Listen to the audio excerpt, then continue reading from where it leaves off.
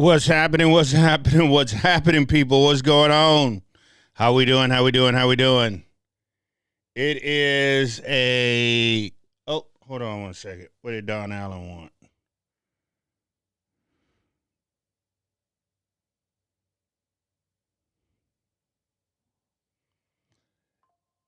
We are... Okay. Just see what Don wanted there real quick. Don was answering back a thing that I put out there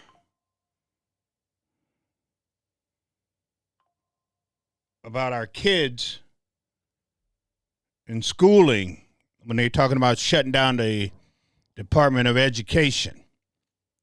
But how we doing, people? How are we doing tonight? How's it going? I hope everybody had an awesome weekend. I had a pretty good weekend. I'm not going to complain. I'm not even going to complain about this weekend. I had a pretty good weekend. I didn't see my grandkids. I didn't get to see my grandkids this weekend. They was off busy. My youngest grandson, he's the daredevil of the family. Kid is not afraid of anything. I'm not kidding when I say that. They sent us video of him riding his new little motorized motorcycle thing. Like I say, he's a daredevil. He gets on the thing, takes off on this thing. They're on a dirt road. My youngest son live in Maple Grove. So he's riding on this dirt road, and he just crashes. I mean, he's going fast, and he just crashes. Jumps up, thumbs up, whole nine. Barely can ride this thing, and he wants to stand up while riding it. Yeah, like I say, he's the daredevil of the. He's more like his grandfather. I mean, rollerblading and jumping off picnic tables and riding down rails and jumping stairs. He's more like me.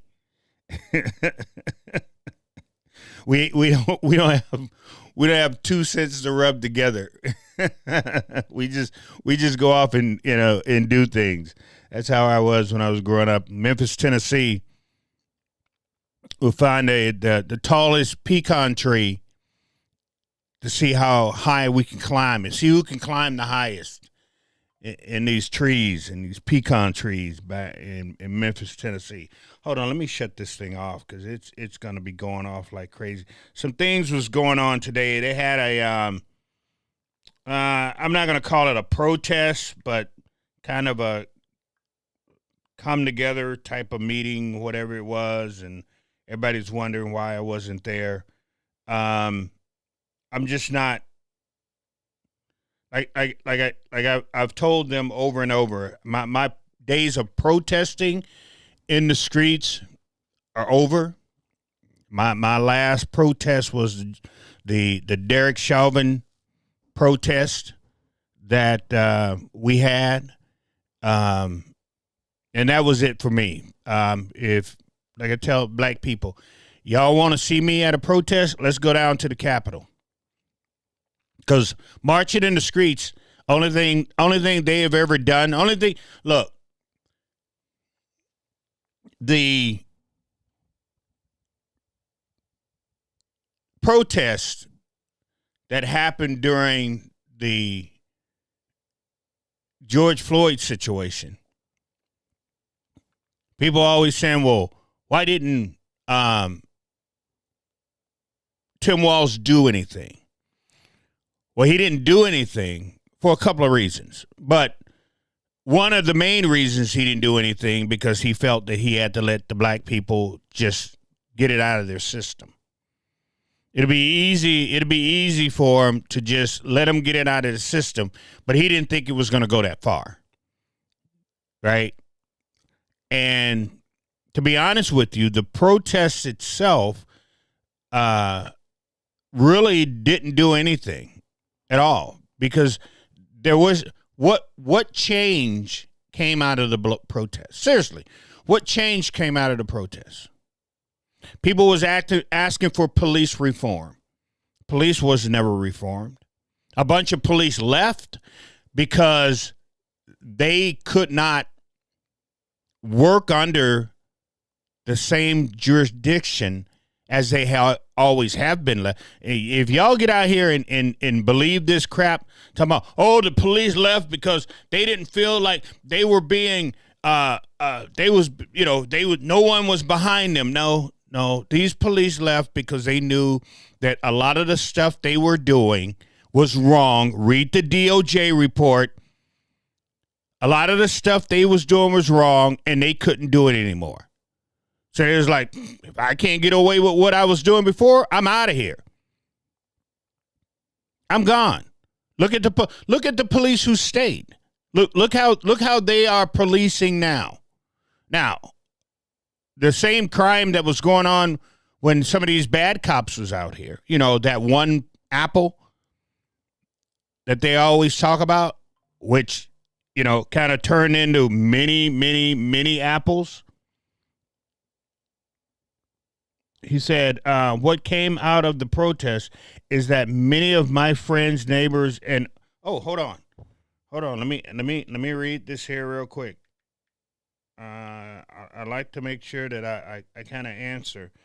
So he was saying what came out of the protest. Let's see what we got. So what came out of the protest is that many of my friends, neighbors, and store owners lost their homes and their business. There you go. You beat me to it, but I was gonna get there. Yeah, that's pretty much what came out of the protest. What came out of the protest, a lot of people lost, like he said, a lot of people lost their business. Some people lost some, especially the people over on 38th in Chicago, that those thugs took over. That the governor, hold on. Prove, like I said, anything that I say. Let me put my normal filler out there so people can understand what I'm. Anything that I say, if you feel that I've said something wrong, please let me know. And if you're brave enough to come on and hang out, I will put you right there, and I'll give you the whole hour to say whatever you want to say. I won't say a word. Period, point blank. Period, point blank. But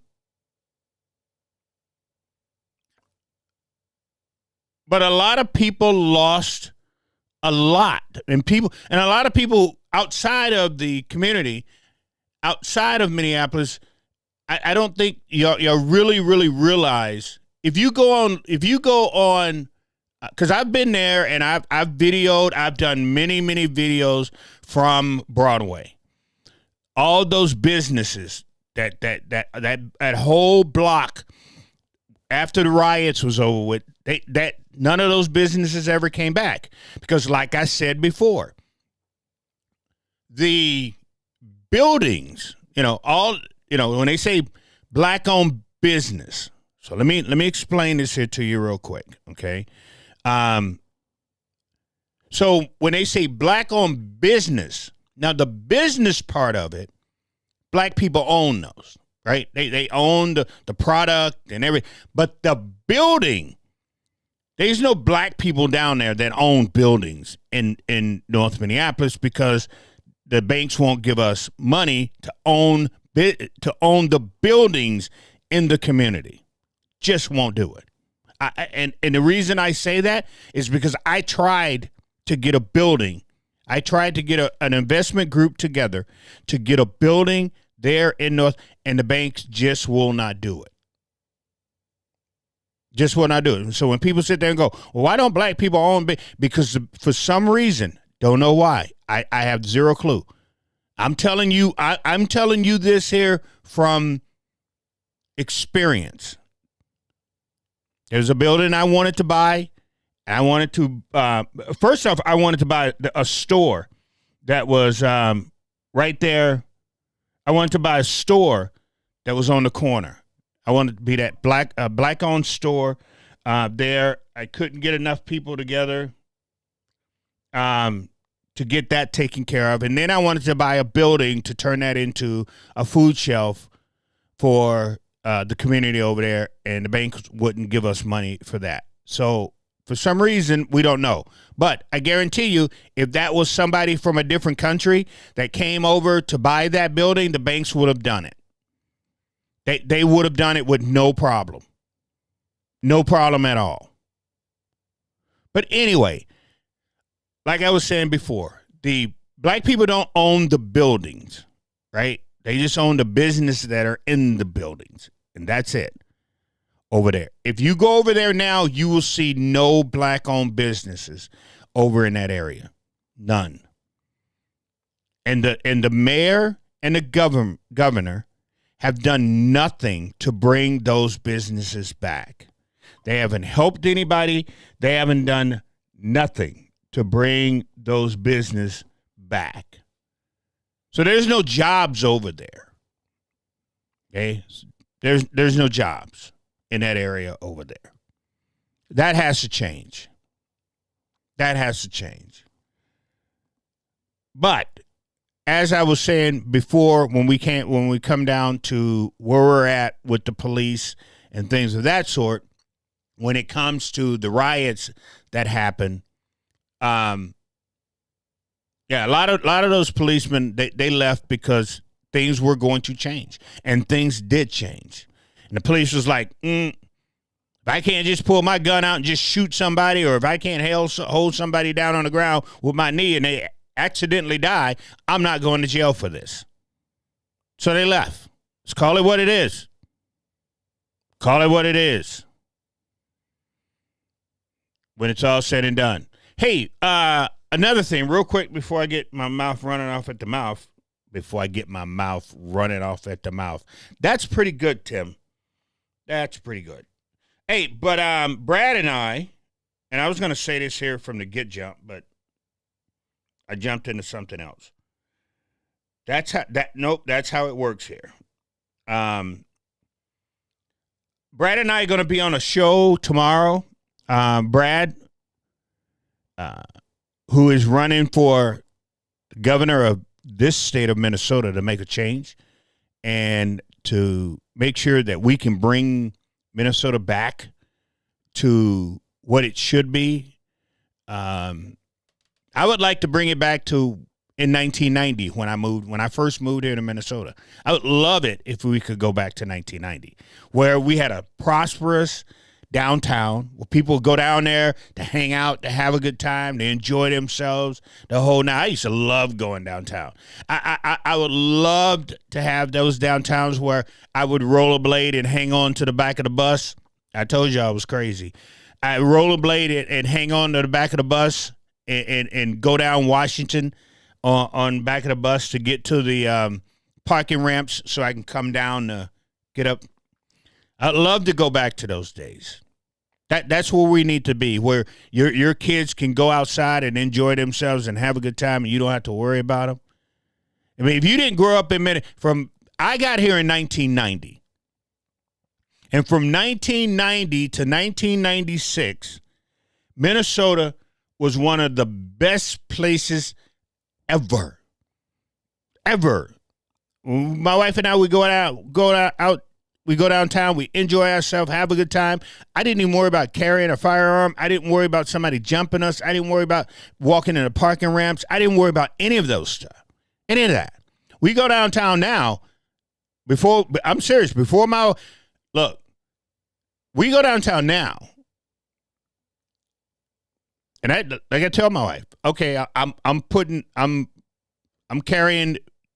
If I go downtown with my wife, I usually carry the 40, my 9 or my 40, because she can shoot both of those really good. And I usually carry it in the small of my back. So if anytime something ever happens, my wife knows, get behind me, pull it out, and pull the trigger until nothing comes out again. That's how we roll. No, I'm just telling you straight up. That's how we roll. Now, you can go downtown if you want, any way you want to. I'm not telling anybody how to go downtown. I'm not telling you how to move around Minneapolis or anything or parts of St. Paul. I'm not telling you how to do it.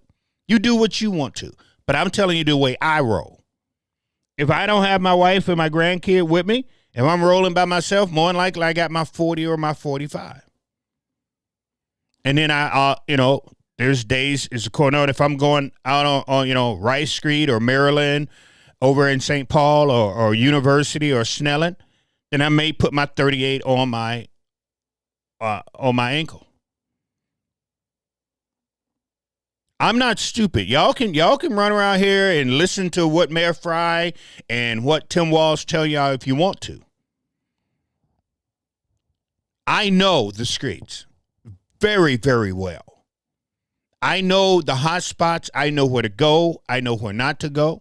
I know where you can go and where you can't go.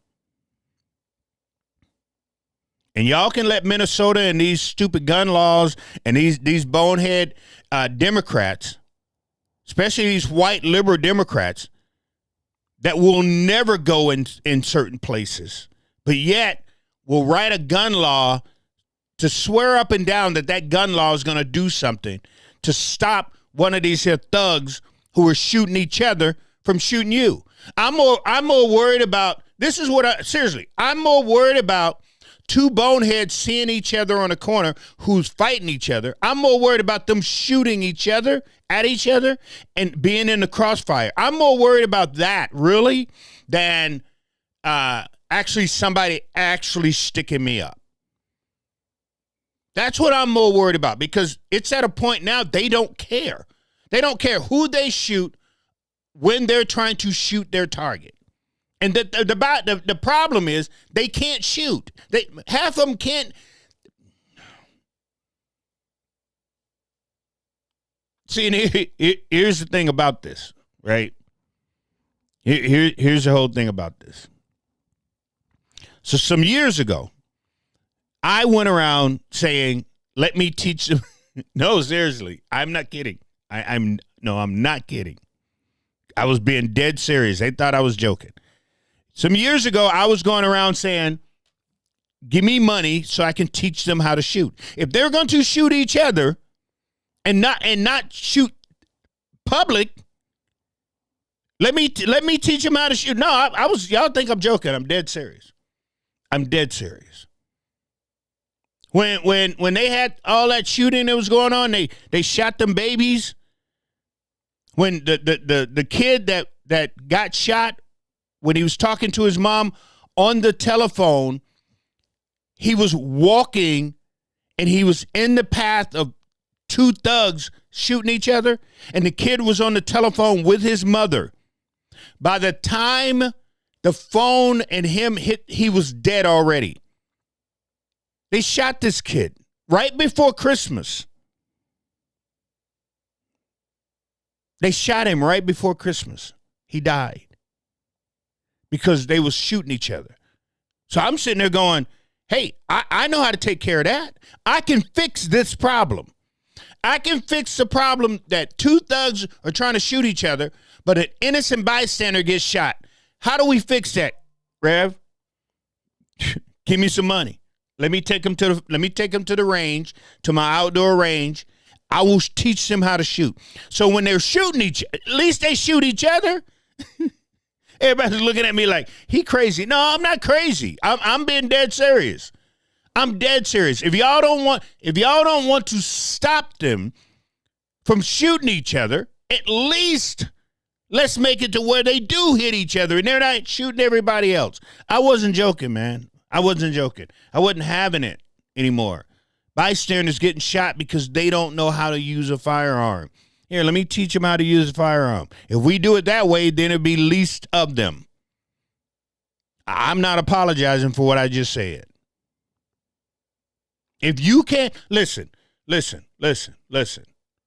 If you can't be a model citizen, go to work, do what you're supposed to do, come home. If what you want to do is gangbang,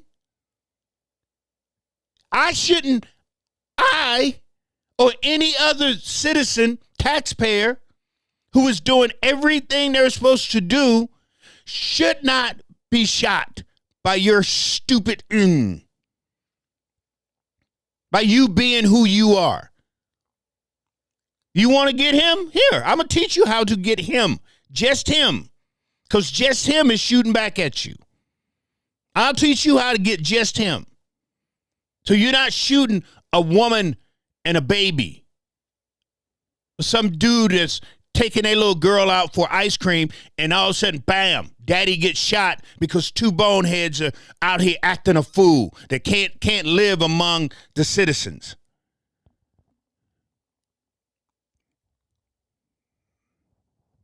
Give me enough money to buy ammo and let me take them to the range. I'll put them through a IDPA course good enough that when they shooting whoever they want to, we get it over with.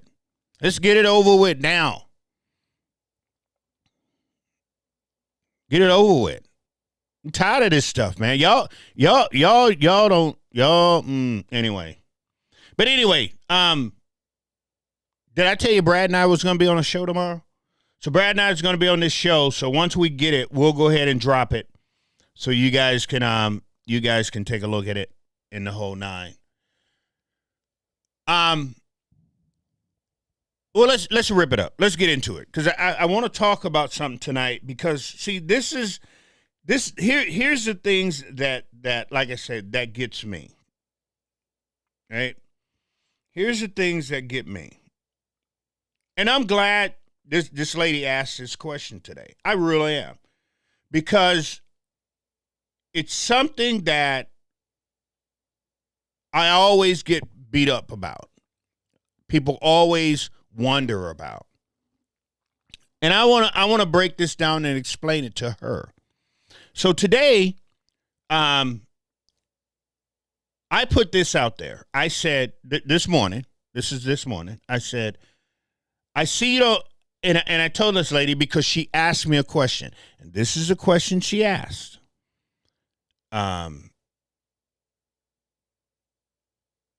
She said, are you going to represent everyone or just black people? That's a good question. No.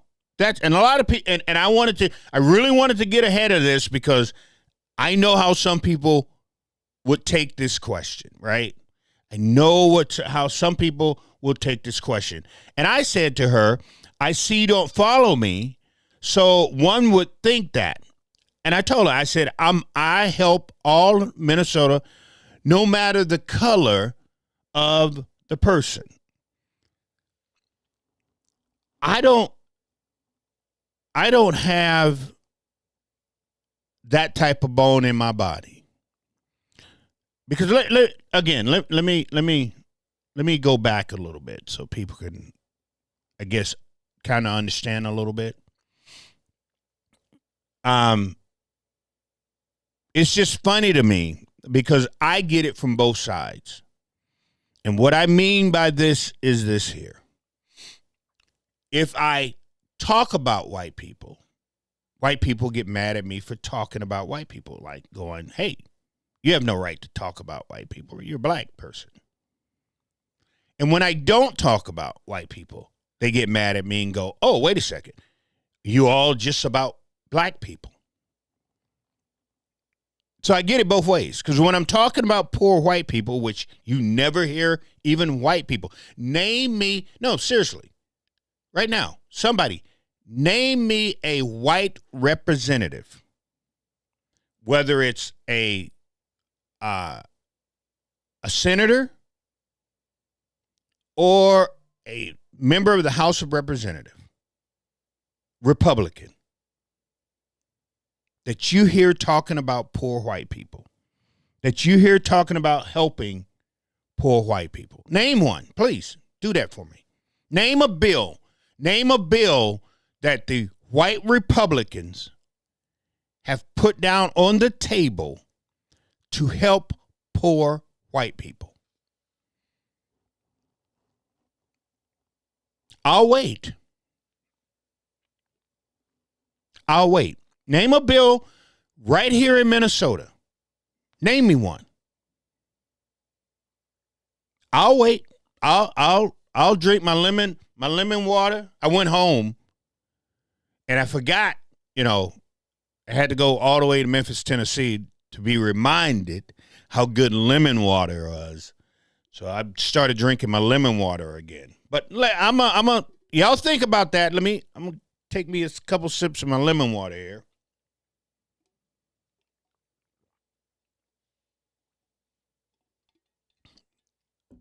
Exactly what I thought.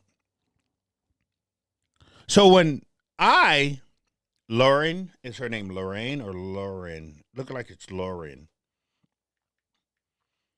So I'm going to send this to her. So Lauren from Minnesota, I help a lot of white people. And like I told you today, if you followed me, you would know that. You would know that, for instance, I've been out to Glencoe, Minnesota, and I have helped poor farm families out there. Lauren, you would know that I've been to Apple Valley, Minnesota. I've helped poor white people out there. Lauren, you would know that I've been to Minneapolis, Minnesota, and I've helped poor white people there. You would know, Lauren, that I've been to Medina, Minnesota, and I've helped a white family there. You would know that I've been to Woodbury. You would know that I've been to Stacy. You would know that my wife and I went out to Rochester. You would know that we've been to St. Paul. You would know that. You would know that we went to Indian Grove Heights.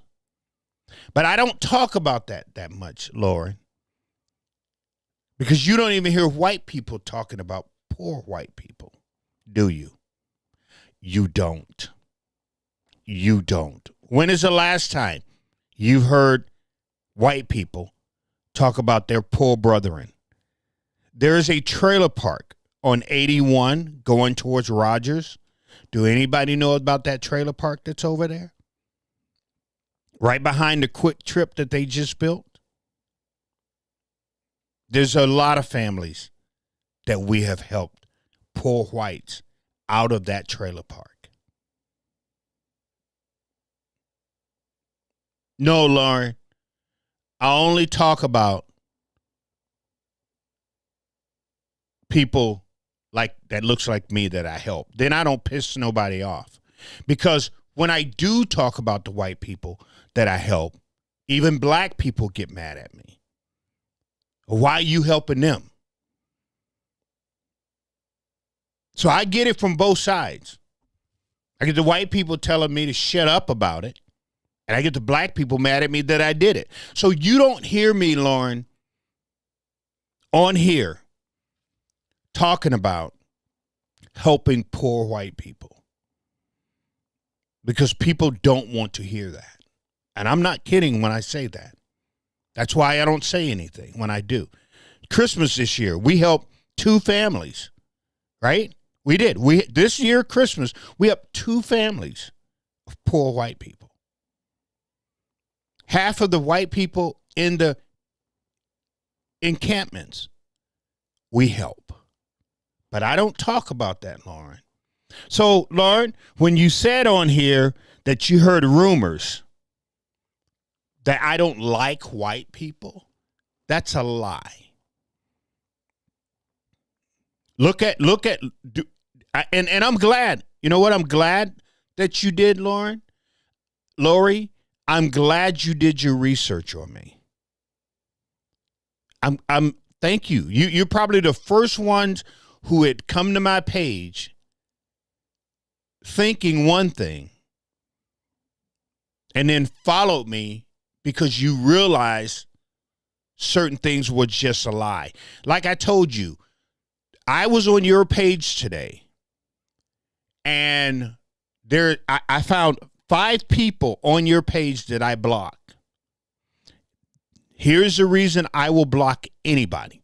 You can talk about me all you want. You can disagree all you want me. I'll have a conversation with you. I'll give you my number. We can get on the phone. I'm not trying to change your mind, but I want to have that conversation with you. But when you are racist and when you get personal towards me, I will block you. So, Lauren, I hope I'm saying your name right, Lauren of Minnesota, the people that I'm sure you got your information from, I blocked them because they was either racist or they said something about me. Especially when you sit there and say, I don't like my stepfather. I showed you my stepfather. That's my stepfather. The whitest man you would ever want. He's from Boise, Idaho. He came into Millington, Tennessee in 1975. He met my mother. He married my mother, and he raised her 4 black kids. And they are still married 43 years later. The whitest man you want to meet. If I hated white people, I would have to hate my wife's whole side of her, one side of her family. I would have to hate the white side, but love the Puerto Rican side. Then I would have to hate my grandson's family. They all white. I would have to hate my other grandson, my granddaughter's family. They're all white. So I got a lot of white people that I should be loving. If what you said is true, what they told you is true, that I don't like white people, I got a lot of white people that I got to hate. I got to hate Brad Collier, the man who picked me, white man, to run as his lieutenant governor. I've got to hate people. I got to hate some of everybody. Kelly Gunderson, Kelly, on here, who's a really, really good friend of mine, whose kids helped my foundation with putting bags and everything. I gotta hate Kelly. Matter of fact, I've got to hate Brian Scrosser and Rob Dorr, who are the Minnesota gun owner, who are the Minnesota gun owners caucus guys. I've got to hate them. I've got to hate my gun mentor, Stuart, who has taught me everything I know about guns. I've got to hate him because he's white. So, Lori, what I'm telling you is thank you. And again, I want to thank you for having that conversation with me. Because a lot of people get on here and swear up and down. And I'm going to tell you where they got that lie from. They got that lie from Shelley from Crime Watch. That's where they got that lie because Shelley started that. I know where the lie came from. See, Shelley's mad at me because I asked her to tone her page down when people are saying the things that they say on her Crime Watch page about black people. When I first got on here, Lorraine, when I first got on here, I was one of the people who was telling people who follow me to send Shelley of Crime Watch money to help her page. I can show you right now, I can show you DMs that the person who run Crime Watch, we DM back and forth, wishing each other Merry Christmas and everything, talking to each other. It wasn't until I started seeing the racist comments on her page that I asked her to ask her people. I said, you can tone your page down. People don't have to say what they say about black people. If I started a page, let's say I started a page and I gave black people the opportunity to say some of the things that white people say on her page, y'all would get pissed at me. Then you could say that I hate white people. If black people came on a page that I put together so they can dog white people and say some of the things that they say, that's where this whole thing started. From Crime Watch, Shelley of Crime Watch, that I don't like white people. She started that. I know where it started from. I know where it started from. And when they got mad at me, because I said, I never told anybody not to watch that little film, The Fall of Minnesota. I never said Minneapolis. I never, not one time. What I said was, that's one side of the story. What I did is I broke that story down and showed exactly where it was not true. And they got mad at me. And Shelly did everything she could do for 2 weeks. Shelly from Crime Watch came at me for 2 weeks. Matter of fact, not only that, but John Justice, the radio host, called me irrelevant during that time. Between John Justice and Shelly, that's where you got that from. Because John Justice was mad at me because I told John, if you're going to have black people talking about the black community, then have somebody who's in the black community talk about the black community. Don't have your little black puppets up there agreeing with some of the stuff that you say or giving you the right to say things about the black community. If you're gonna talk about the black community, because the two black people you call black that I said that's on John Justice's show that talked about the black community ain't got nothing to do with the black community. They don't come into the black community. They don't deal with the black community. The black community don't deal with them at all. But yet they can go on John Justice's show and talk about the black community. They ain't got a right to. And that's what I said. And from that point on, Shelly of Crime Watch and John Justice has done. They came at me. That's why I got the hat that says Mr. Irrelevant. I've got a hat. Matter of fact, I should have wore it tonight. I had a hat made because John Justice called me. And I was on John Justice's show. I was on his show. So when you hear people talking about Rev don't like white people, I know where it comes from. I know exactly where it comes from. And they're a liar.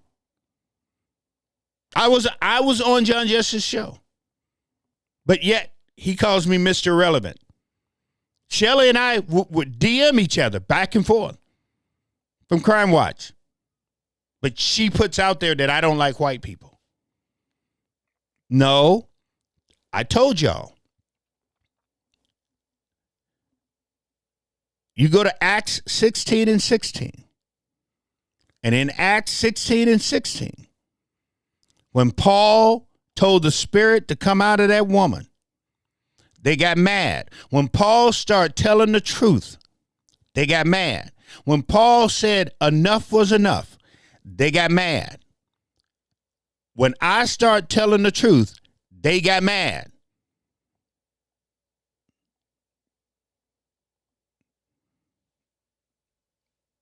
That's a true story. That happened. Yeah, it played out for 2 weeks. Right here. Right here. They did everything they possibly could do to drag me. And Lorraine, a lot of those people that you are following that I have blocked were part of Shelly's little minions that came after me. That's why they are blocked. A lot of people you got on your page, a lot of them, were Shelly's minions when she came after me and tried to silence me for asking her to tone down the racist rhetoric on her page. That's why those people are blocked. That I checked your page today. Today I checked your page. But what I'm telling you is this here. I have from day one, even when in 2019, when I testified at the Capitol, my tone, my thought, my vision, and what I say has never changed. It's never changed. I've always been for the people of Minnesota. I don't care if you're black, white, orange, purple, pink, grayish, whatever you are. I don't care. It doesn't matter to me. I don't walk around asking anybody if they're Republican or if they're Democrat. I don't care. If you need me, I will do whatever I possibly can do to get you whatever help. If you need to just talk, that's fine. But I'm not going to be running around worried about if I've helped enough white people or if I helped enough black people. That is just not going to happen. And I'll be damned if y'all going to try to get me to carry water for the Republicans or the Democrats. It's not going to happen. That's why we're in the mess that we're in right now. That's why we're in the mess we're in right now. When someone have to sit there and go, well, are you going to help? That's all you're going to do is help black people? Because we're so divided. These parties have us so divided that even had to come out of somebody's mouth. Why can't it be, wow, Rev, that's cool. You helping everybody. That I've got to be questioned if only thing I'm going to help is black people.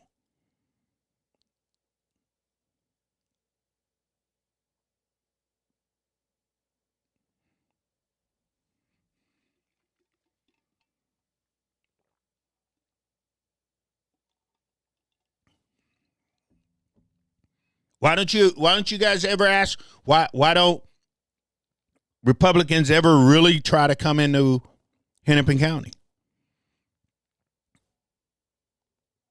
I mean, I can sit here and I can blame the Democrats for the reason. I know why, because the Democrats have made it so toxic. The Democrats have people in Hennepin County believing that Republicans are racist.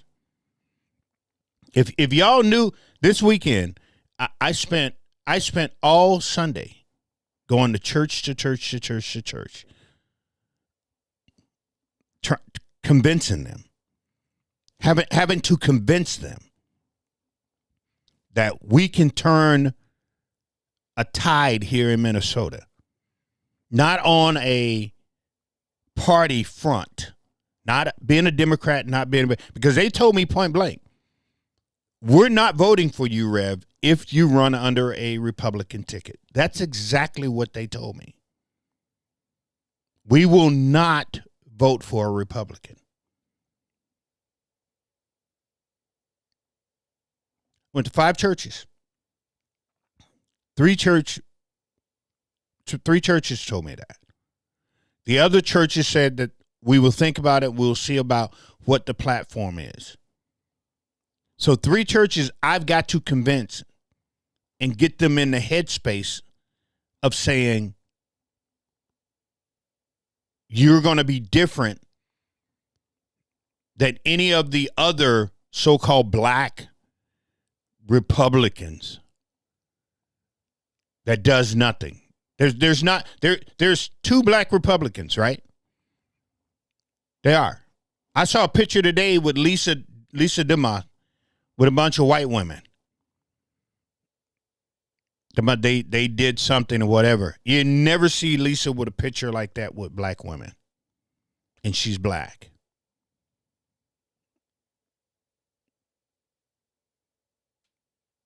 You ain't seeing that. That's the type thing that I'm talking about. That's what I'm talking about. What has Walter Hudson done for the black community? I don't care if he's a Republican. Let's wipe that all away.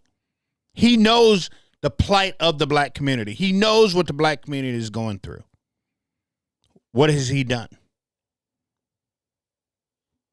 He's done more to make black people in the community go, not Walter Hudson.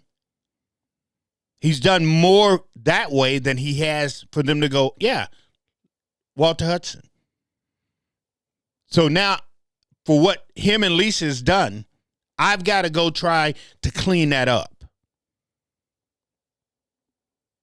Because they told me point blank, if it's a Republican, we are not voting. You have Eric Lucero, senator. He's going to make a tweet about Disney and go woke. Y'all, what they don't understand, anytime you use that word woke, people are thinking you're talking black. But he's a Republican senator going after Disney because Disney made a woke, as he calls it, Snow White.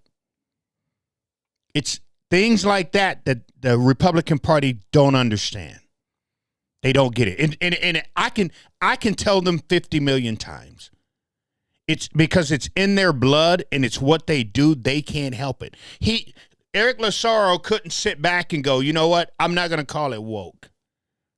I'll say something else. But this woke DEI crap, and thank God, I thank God for Trump. I do. Because if it wasn't for Trump, then we wouldn't know this.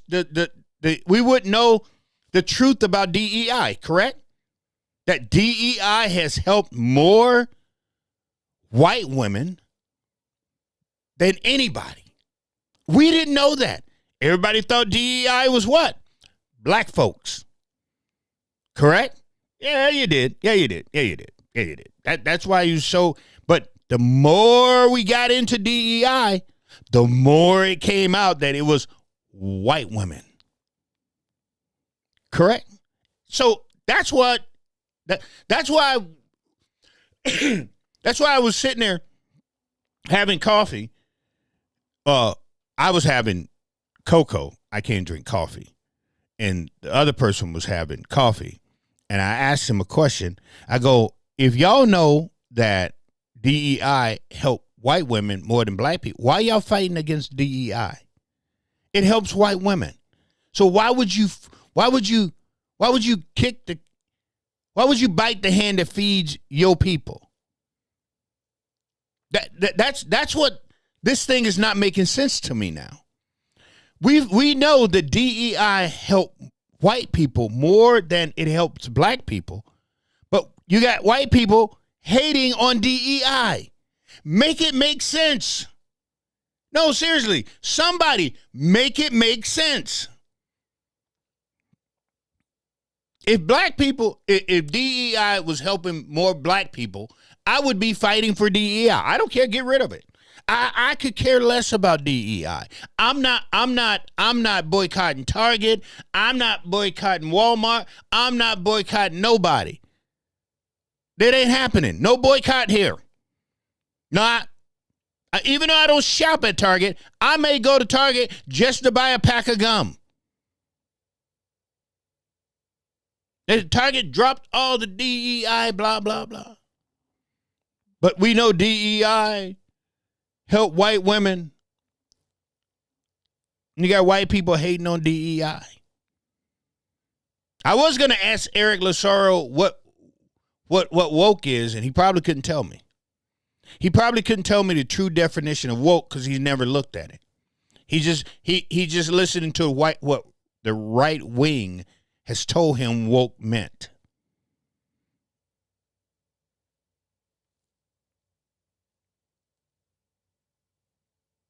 So, Lori, for Minnesota, of Minnesota, I hope I've answered your question.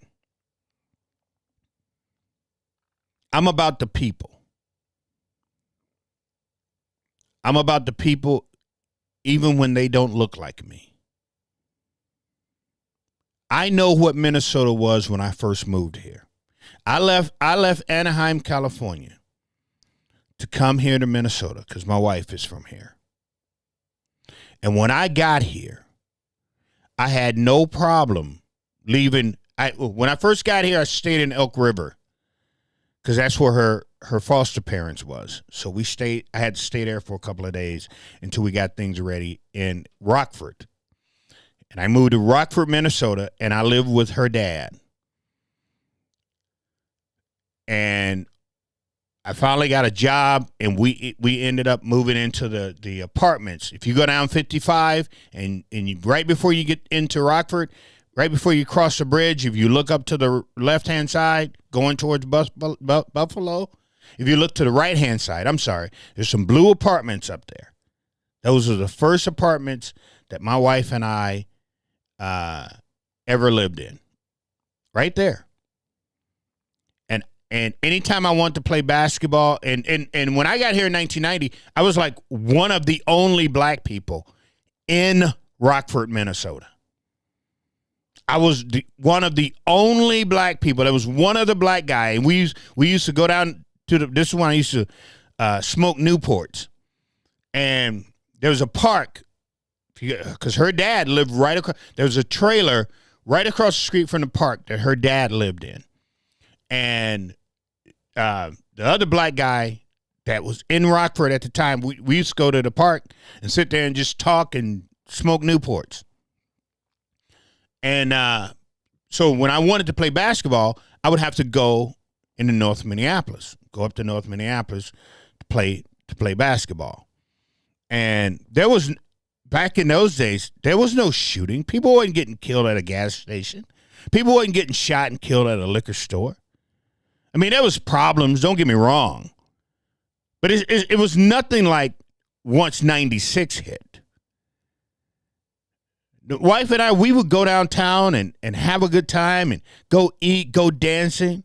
We had our spots, Norma Jeans we would go to, Glam Slam we would go to, First Ave we would go to, the Gay 90s we would go to. There was spots down there we would go and hang out and just listen to live bands. Didn't have to worry about walking the streets at night. Didn't have to worry about that stuff.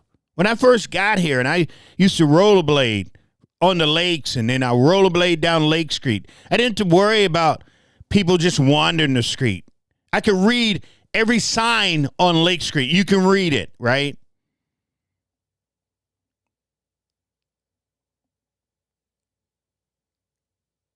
You didn't worry about governors signing bills to protect people who look at children the way you had to worry about stuff like that. In 1990, when I got here, didn't have to worry about all the crap that you hear about now. LGBT, they were fine. Like I said, I used to go to the Gay 90s, hang out in there, man.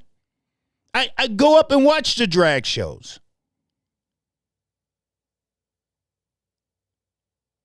I didn't worry about nobody. You can go to the Gay 90s, you didn't have to worry about nobody getting shot. You can go hear good music, especially good house music, because they had one R&B room, and then they had another room over here where they played house music, and then they had another room in another dance floor. I forgot what they played back there, but they played like this, kind of like disco. I used to be all up in there, man. Had no problem with them. I ain't in your bedroom. I ain't about what you do. You want to kiss him and him? Fine. I have no problem with that stuff. That's not my business. But Minnesota was a nice place. It was an awesome place to live, man. It was an awesome place to bring your family. Back in the day, my oldest son now, Jared, when he started school, we lived in Hopkins. We finally started making enough money to where we can actually like get a townhouse. And so we got we was renting a townhouse there in Hopkins. And this is back in the day. The townhouse we was renting was a two bedroom, half bath. And we only paid like $750 for this thing. But my son started school at a place called Catherine Curran. It's not there anymore. If anybody know what, Hopkins, they know what Catherine Curran used to be. That's where both my boys started school, kindergarten. And we wanted to live in Hopkins, but we couldn't because the houses was about that big, and they wanted $1 million for one of them little bitty houses over there. And we couldn't afford to live there. But Hopkins was an awesome place to try to bring where we want to live, to bring up our family. And then we got an opportunity to buy a house, 2729 North 3rd Street. If anybody know where that's at, that's right there in the heart of Minneapolis. Literally right in the heart of Minneapolis. We bought that in 1996. Bought it in 1996. And in 1997 is when Murderapolis, that's when everybody started moving from Chicago. Well, let's tell the truth. You can get mad at me if you want to. That's truth. From 90 to 95, nobody was coming here from Chicago. From 95 to 98, people start, right? Y'all know what I'm talking about. People start moving here from Chicago. And that's when all the crime came. That's when all the drugs and all the gangs and all of that stuff happened. Black folks, let's tell the truth about it. They moved here from Chicago. And that's when everything went to hell. It was. Because from when I got here in 90, in 96, people weren't moving here in droves like that from Chicago. In 95, between 95 and 97, people was moving here in droves from Chicago. By the time 97, 98, 99, Murderapolis, correct? Do your timeline. Y'all know exactly what I'm talking about. People get mad at me. Oh, Lori, this is when I get in trouble with the black people. It's when I start telling the truth about them. This is when I get DMs getting upset at me. Telling the truth. So this is why I tell you, I get it from both sides.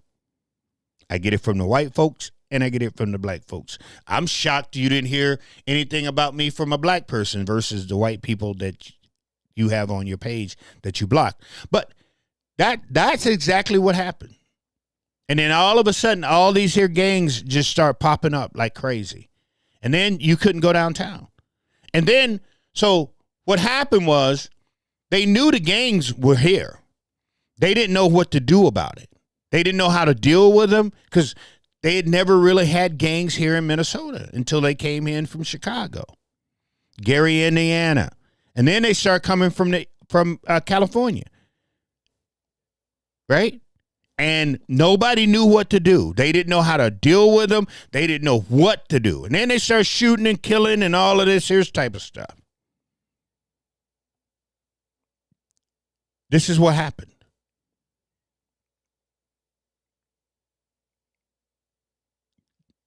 That's why today is what we have.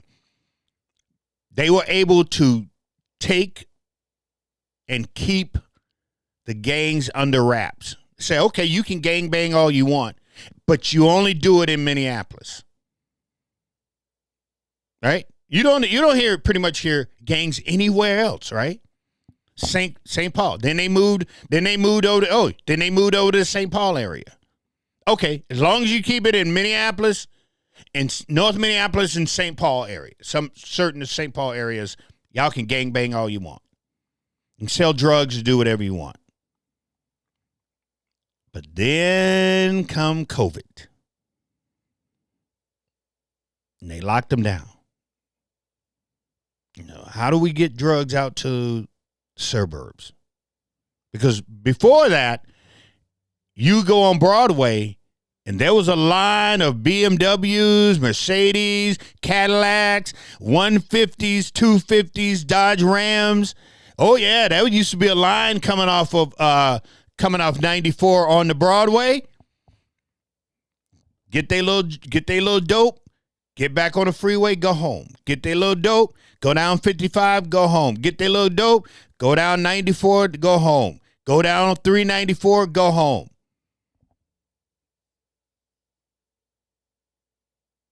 That happened, people.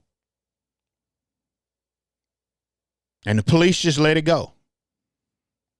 Cops sit there and watch people literally put their money out the window, get their drugs, and get back on the freeway and go to the burbs. Nobody said a word. Then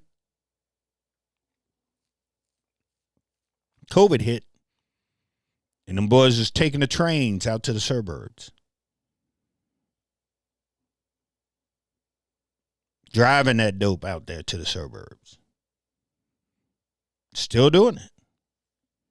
Still doing it.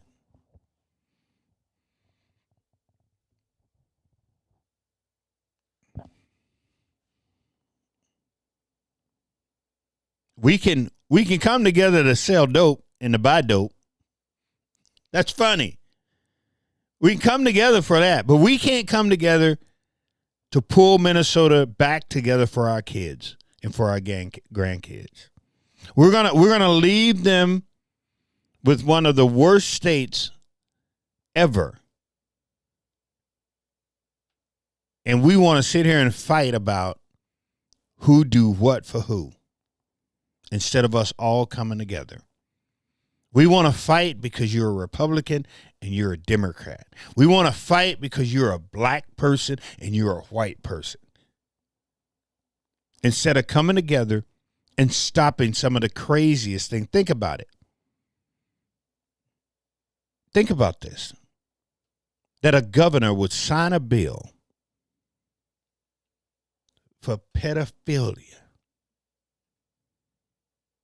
Think about that. I know you got to think about this for a second. Why would you protect something like that? Why would you protect somebody like that? In any way, shape, you can't make me understand. You can't. What the Bible say about that? About messing with kids? It's better for you to have a millstone wrapped around your neck and you throw yourself into the sea than to mess with one of their minds. We have gotten away from the Bible, people. We have. I got into it with a dude today. Go to my page. About compassion. Listen to me. I got into it with somebody about compassion. What compassion is about being from the heart. What the Bible says about the heart and compassion. Because he was so into black and white that he couldn't understand being compassionate to something, because his mindset was so deep into being black or it's being a white thing that he couldn't sit there and go, you know what, for a second, I want to have a conversation with Rev about compassion.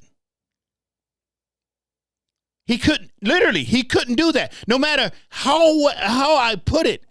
I even went to the Bible and gave him scripture of what God says, how we should be compassionate. He just could not let the black-white thing go. It's on my page. Go check it out. The North something. I'm sure you guys will find it. Look at it. Oh, and I missed that one. I'm not going there today, Gary. But what I'm saying is he could not let the black and white thing go. He couldn't do it. No matter what go look at my timeline. I'm not telling you something that you can't go see for yourself. He could not let the black-white thing go. That he couldn't hear me say, brother, compassion is what I'm asking you for. I'm trying to explain to you that God expects us to have compassion for each other. He never said just have compassion for white people. He never said just have compassion for black people. He never said just have compassion for Republican. He never said just have compassion for Democrats, for independents, for libertarian. There's nowhere in the book that says that we should just have compassion about this or that or that or this. Hold on one second. What do we got going on? Hey, this is Tim. Hello? Why can't I hear you?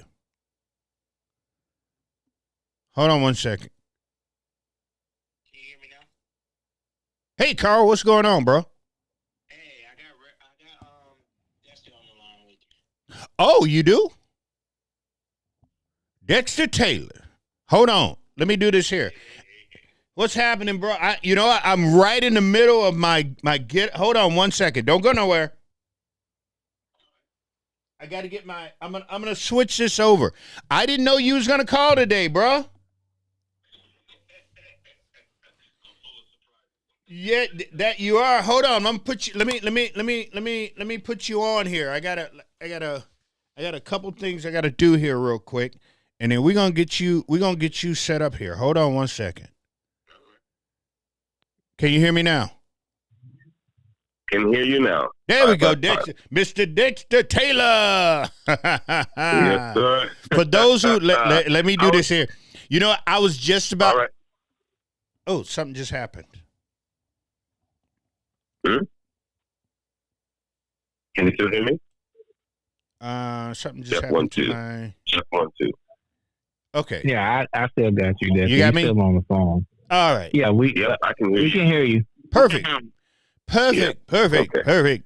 You know what? I was just finishing up my Monday night here. Let's do this All right. here. Now that we All got right. you on. Hey, so Dexter Taylor is on the line, y'all. For those who don't know who Dexter Taylor is, you know what? I'm gonna let him tell you. Well, thank you, brother. Yeah. Go ahead and do that, Dexter, because I got my usual normal people here during the week. Okay. So go ahead and yeah, brother, go for it. Go for it. Well, yeah, thank you. Yeah, my name is Dexter Taylor, a.k.a. Carbon Mike. I'm a lifelong New Yorker, professional software developer, licensed amateur radio operator, political podcaster, shade tree mechanic, and right now, political prisoner in the state of New York, which doesn't respect the Second Amendment. That's why I'm where I am. Long story short, I have a clean criminal record. Never any problems with law enforcement, anything like that. A few years ago, I got into making firearms using 80% lowers, and a couple of years after that, the ATF, through its spying operation on American citizens, picked up my information because, of course, I was buying these things in the open under my own name, shipped to my house because I wasn't doing anything wrong, and they kind of colluded with the NYPD and so on and so forth to get my house raided and to get me locked up. So we fought the trial for 2 years or so. Most of that was pre-trial, and we lost that trial. I turned down the New York State's plea deals because I can read the Second Amendment, I know what it says. And the result is that I'm here in Kentucky State Prison. They gave me a 10-year sentence, and we're continuing to fight. My legal team recently started cutting the first draft of our appeal, and we should be filing our first brief in April sometime. And so, meanwhile, I'm keeping in touch with my friends outside and making as much noise as possible because while my team runs down the legal aspect of this, we're going to run down the political aspect. And I mean, look, we'll get the Justice Department interested in, in asking uncomfortable questions, such as why is the state of New York systematically violating the civil rights of American citizens who happen to live in New York? Why are people with a certain zip code not entitled to equal protection under the laws of this republic? So that's the long and short of it. And I'm here thanks to my buddy Carl And you, Reverend Tim, it's always a pleasure to be with you and to chop it up about all things political. Awesome. So first off, how you been, man? Oh, I've been good. The New York State corrections strike has been challenging, to say the least. Things are not quite back to normal in terms of the way things operate at this facility. So people who have jobs like I do, people who have programs, academic programs, vocational programs, none of those things are running now. So it's pretty much, it's slightly better than it was, for example, in the first part of the strike, first week and a half of the strike, when we were essentially in 24-hour lockdown. Now we're in 24-hour lockdown with the exception of meals and rec and showers. So it's, it's like I said, it's challenging, but it is what it is. And the good news is I'm very bookish and I have lots of books. So I'm good to go, brother. Awesome. How are you doing? You know what? I am doing much better, man. I went down Excellent. to, I just got back from Memphis, Tennessee. I had to go down there and lay my aunt to rest. I'm sorry to hear that, brother. Yeah, but it's the state of I'm sorry that the state that Memphis and the black folks down there are in, where they're down there. I mean, they shoot each other more than they shoot each other in New York or anywhere, man. I was down there for a Thursday, Friday, Saturday, and every day, black people shooting each other. Yeah. I mean, it's a hell of a thing. I was talking with my mom about this earlier. The fact that we're seeing unfold in real time the consequences of this decades long really experiment to see if you can actually replace the family with the state. And hot tip, you can't. And I'm hoping, aside from whatever hopes I have, for my own case, I'm really hoping that we start to get more people in politics who are willing to admit that, who are willing to admit where we went wrong, and who are willing to admit that we're not going to really get a handle on this problem unless we do away with the war on families, unless we stop paying for broken families and stop paying for illegitimacy and stop paying for young men to be raised by the streets, essentially. Other stuff is good too. You got your programs and your schools and your after school and your this and that. All that's wonderful. But at the end of the day, you have to stop the problem at the source. And the source of this problem is the destruction of the family. To me, it's very, very simple, right? The family is the foundation of civilization. It's the core. It's the root of civilization. You destroy the family, you destroy civilization. You destroy civilization, you get barbarism. It's very simple.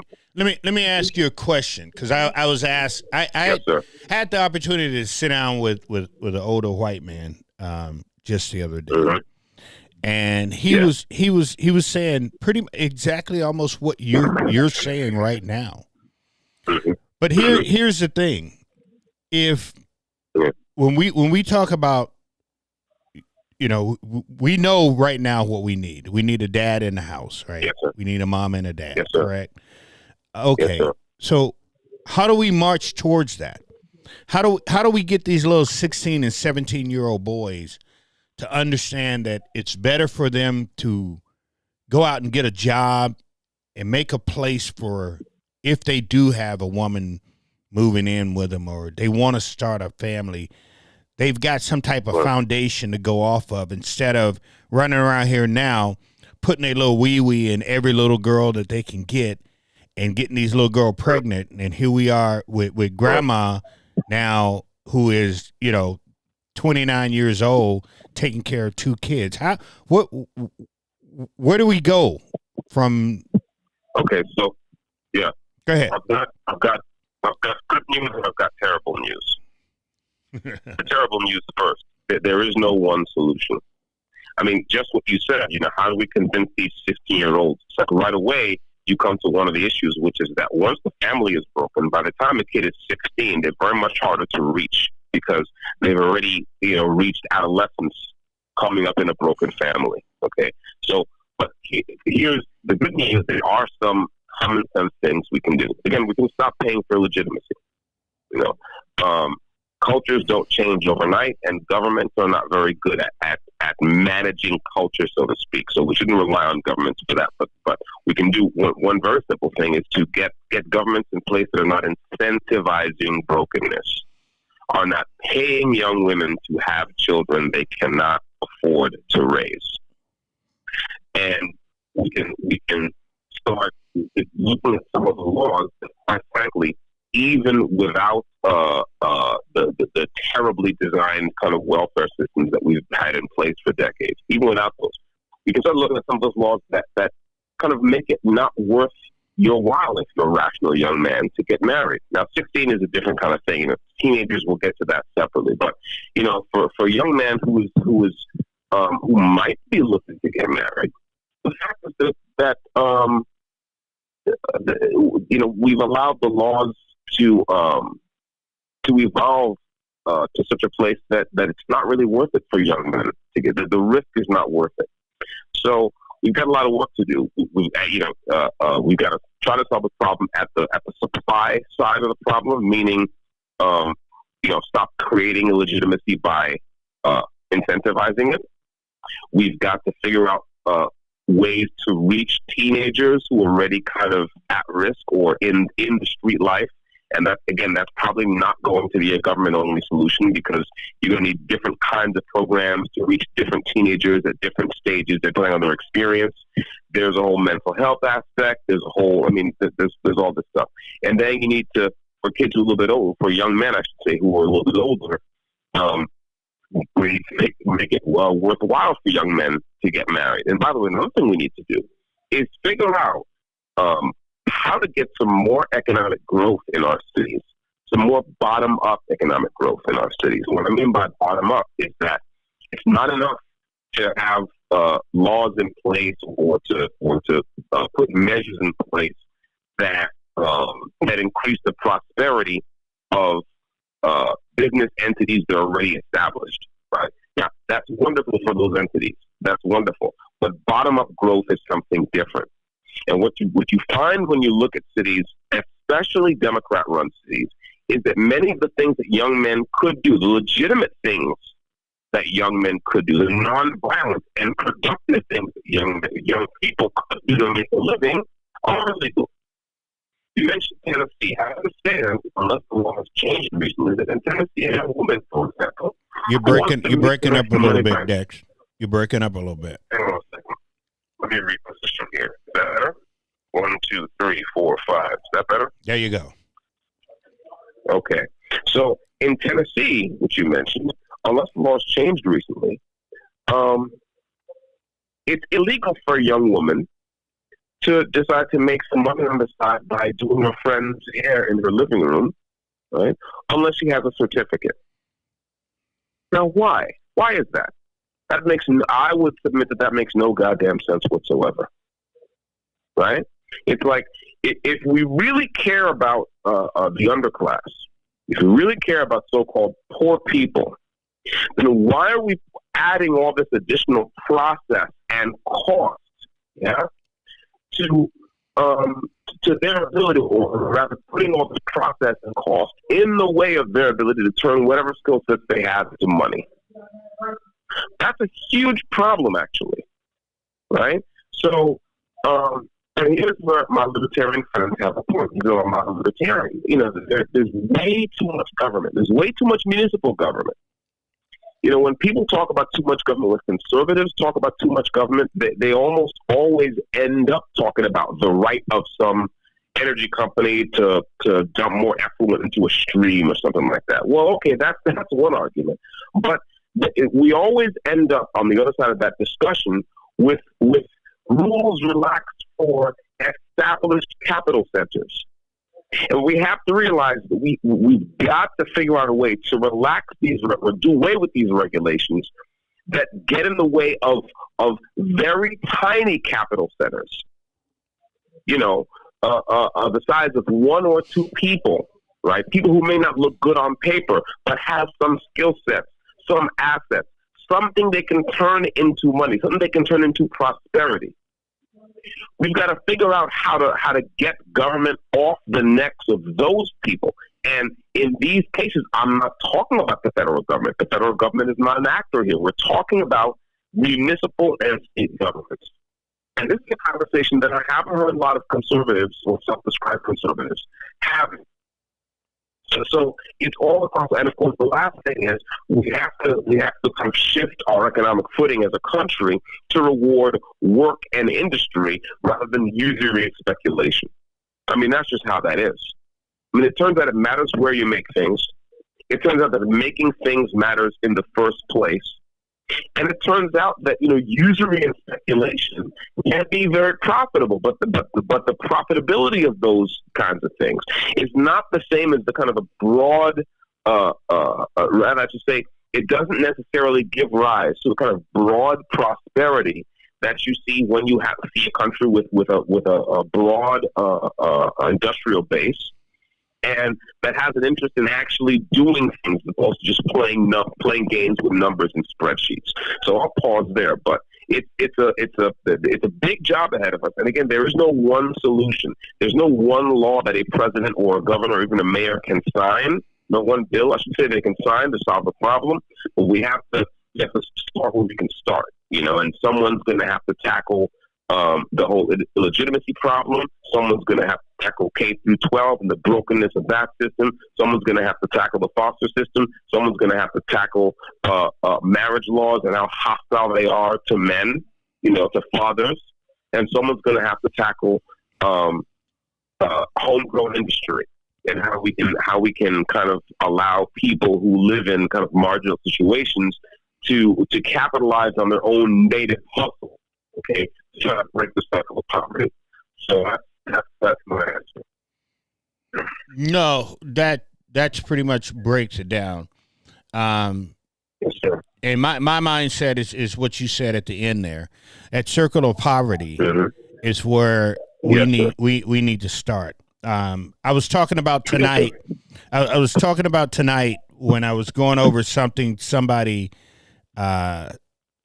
said about me, of the people that I help. And when I talk about the circle of poverty, and I'm sure you too, we're not just talking about black people.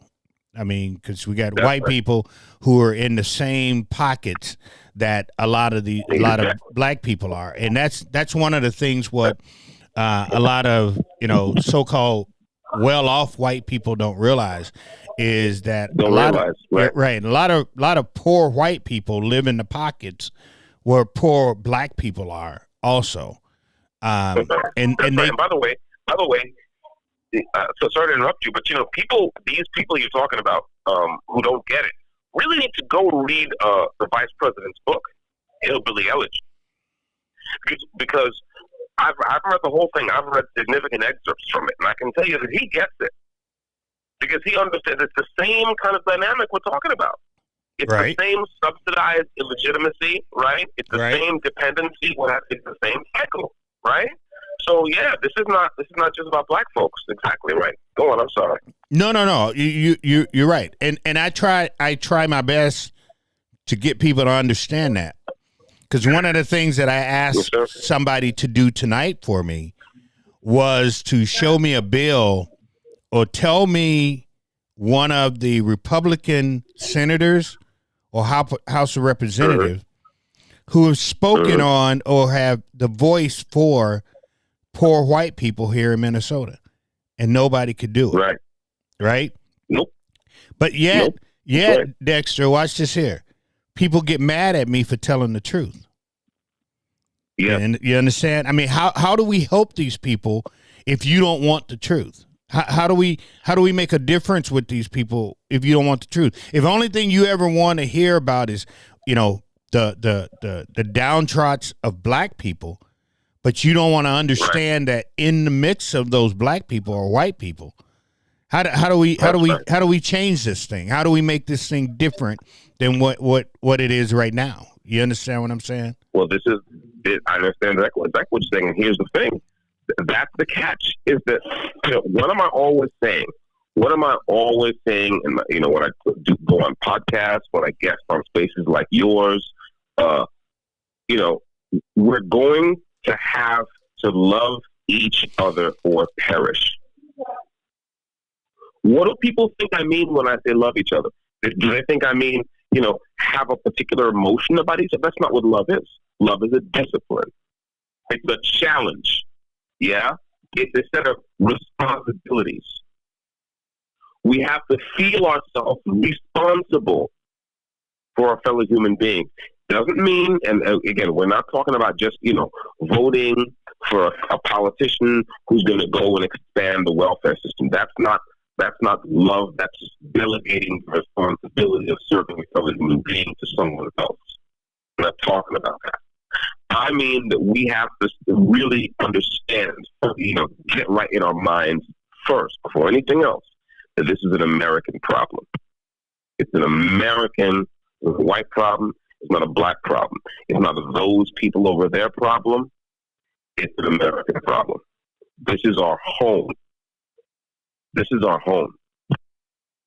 And this stuff is happening on our watch.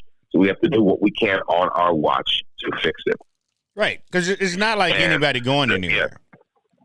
Yeah. Yeah, exactly. Right. So at the end of the day.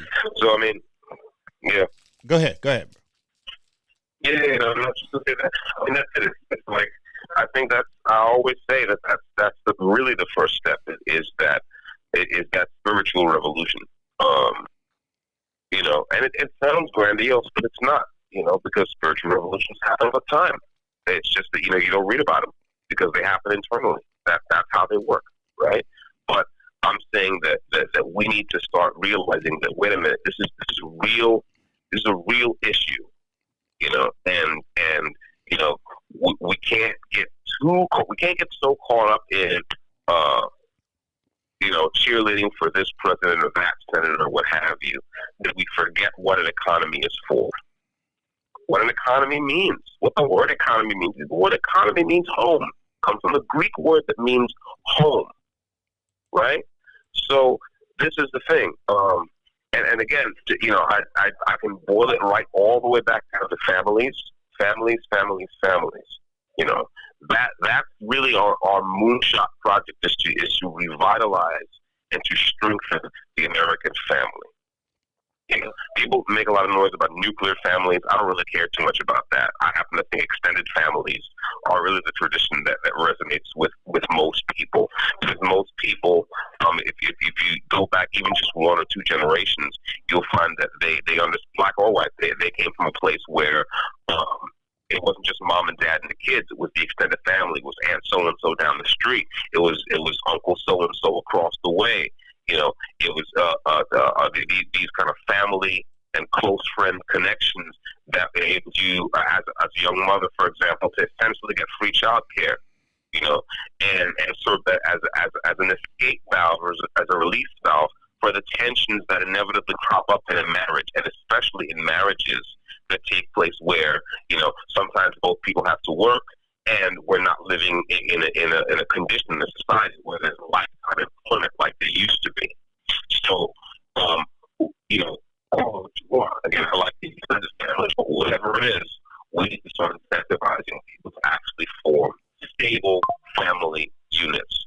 What we're doing now is, what our welfare system does now is pay for the exact opposite. So, let's not pay for the exact opposite of stability. Let's not subsidize instability. We can start there, You have 1 minute left. And resign ourselves to the fact that we're going to be here for a while. This rebuilding project is going to take a while. So I just heard the 1 minute warning, so I'm gonna drop the call and come on back. Okay, sounds like a deal. We'll see you when you're on the other side. Appreciate you. All right, man. Yeah. Okay, so for the caller has hung up. So for those who are new, explain to you what we're doing. I didn't know Dexter was going to call tonight. Usually Dexter calls on Sundays, but we couldn't get him this Sunday, so he jumped in on tonight. We get him for about 35 minutes, and then after that he has to disconnect because he's literally calling from prison. He is upstate. He's in prison, upstate New York. This is a man who was railroaded, who is a true political prisoner. This man was railroaded by the New York State judicial system because he built an AR-15. And because he put an AR-15 together, they decided to go look for somebody that they can drag. And that's what they did.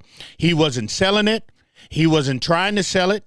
He wasn't shooting. He's never shot the gun. He put it together because he bought parts from, let me tell you, from a store, from a gun part store. Not only that, but he used his credit card to do it. It wasn't like he paid cash to do these things. He used his credit card. And do you know how he got caught? You know how they got him for what they called to be a crime? The credit card company. His MasterCard or American Express. And they raided this man's home. And they didn't find what they was looking for, did they? No. So they brought him up on these charges that you wouldn't believe. They actually said that he could, to fight a gun charge, the judge said that he could not use the Second Amendment, that his lawyers could not fight the case with the Second Amendment. I kid you not. He's up on gun charges, but he could not fight the charges using the Second Amendment. This is what New York did. This is your judicial system at work. So now they offered him. He could have been 5 years, but Dexter's like, no, because I didn't do nothing. I did nothing wrong. They put this man away for 10 years. We're back, Reverend Tim. There he is. 10 years is what they did. This is your judicial system. This is why that's why we've been trying to get in touch with Trump. We've been trying to get in touch with what's that new lady that I'm trying to think of the lady name now. Laura or Pam. Pam Bondi. There we go. That one. Pam Bondi. Hey, Carl, is Carl still on the line? Yeah, I'm saying. How is the little one, Carl? How is our superstar? He's good. I'm actually with him right now, trying to keep him calm while Mom tends to his bottle. But he's good. Oh, okay. So everything was good. Yeah. Yeah, he wasn't around trying to smile at people. With no teeth. You know what I'm saying? Calm down. We got to make sure. Gumming it up for the camera. Because he was running a fever yesterday, right? Yeah, he was running a fever. They took him to the emergency room, but he's doing good now. He's just been sleeping a lot. Okay. All right. That sounds good. For those who don't know, Carl's a brand new daddy. So he done joined the club. So we want to make sure that everything's good at home. So that's good to hear, my friend. That's good to hear. But Dexter is back with us. Like I was going over your case a little bit and just telling them where you got hooked up and everything. But I want to tell you, Dexter, that I am. It's been official now because I did announce it to my church on Sunday, and my church prayed over me. Everybody in my church is behind me 110%. But I did put my name in. I was asked to run as someone's candidate for lieutenant governor of the state of Minnesota. Wow!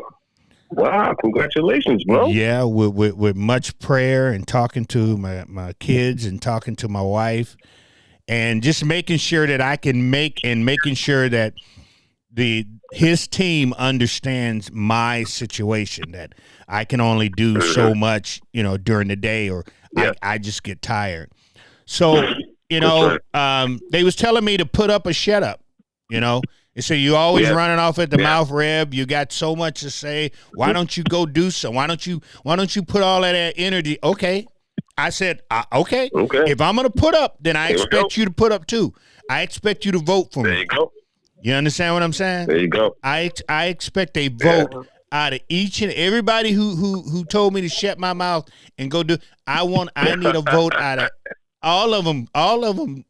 Dexter. All of them better vote for me, right? So I am officially on the ticket. My man, running for the lieutenant governor of the state of Minnesota. I mean, I don't think I can do any worse than the people that's up there now.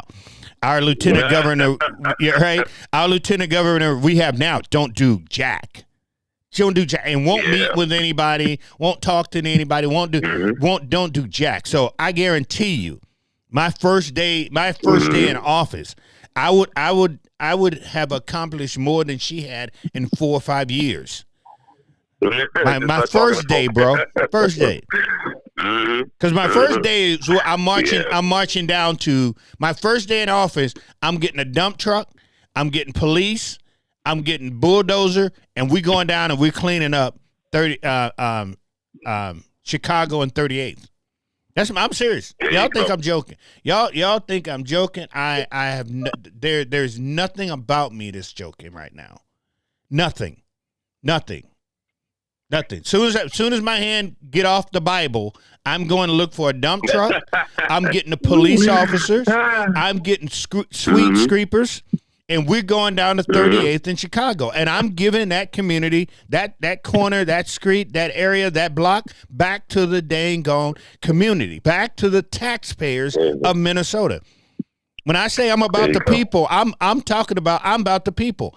I'm not about a Republican. I'm not about a Democrat. I'm not about just black people, and I'm not about just white people. I'm not about just Indians. I'm not about Hmong. When I truly mean the people of Minnesota need to start running this state. Yes. We got to listen to them. Yes. They got to tell us what they want, and then we got to go make sure those things happen. That stuff don't happen right now, Dex. Yep. Well, it's funny as you talk about that. It's funny as you mentioned that, because what I was thinking as I was waiting for the call to connect was that we talk about this all the time, right? Not speaking for a political party. I think many of the people we talk with, maybe we hear us talk, especially those our liberal brethren, our brethren who are on the liberal progressive side. I think they could do very well by just deciding to hate both major political parties. It's like, everybody can do well there. Right. It's like I feel like when I talk to some liberals, I mean, some are just out of their minds. But I mean, some people I talk to, something is interesting. It's like I could actually have a conversation with you, but then at a certain point, they get the thing where it's like, well, no, I have to believe that the Republicans are evil and the Democrats are good. And I'm like, well, why can't you just despise both parties like I do? then at least it's no guarantee we'll agree, right? But at least you'll be able to think clearly, because that's what I see, Rev, and I know you see it too. It's like this need to be loyal to a party, and I'm not talking about people who work for the party. That's different. Okay, you work for the party, you get a check order for the party. Okay, well, they expect your loyalty. But I'm talking about ordinary people, everyday who people, get a bag from this party or that. Right? It's like, what do you do working for these people? Why? You know what I'm saying? It's like just despise both parties so you can think clearly, so that you can call everybody out on their bullshit. I mean, that's what I do. You know me, Rev. It's like, you hear me going in on Democrats, 5 seconds later you're going to hear me going in on Republicans. Me too. Because, it's like, I don't work for y'all. No. Ain't never got a check from neither one. Never got a check from neither one. I wouldn't accept it if they offered it. No. So why? Money? Go do something useful. Right. Yeah, that's what I'm saying. So why should I carry their water? I mean, I got people that's upset. I got people that's upset that he's not a Republican. Why should I vote for him? Wait a minute. But I want to make your life easier, whether you're a Republican or a Democrat. That's why. I want to make your life easier. I want to. Because I was talking to, and the reason I met with this senior citizen is because I really wanted to know what I can do to make his life better. And one of the things he was talking about was he lives in his house, right? But the taxes are getting he's a senior citizen, but the taxes are getting so high, he's on a fixed that man, if you've lived in, you 70, 80 years old, you done lived in your house pretty much all your life. Make me and now you can't. Exactly what you're about to say. You can't even afford the dignity.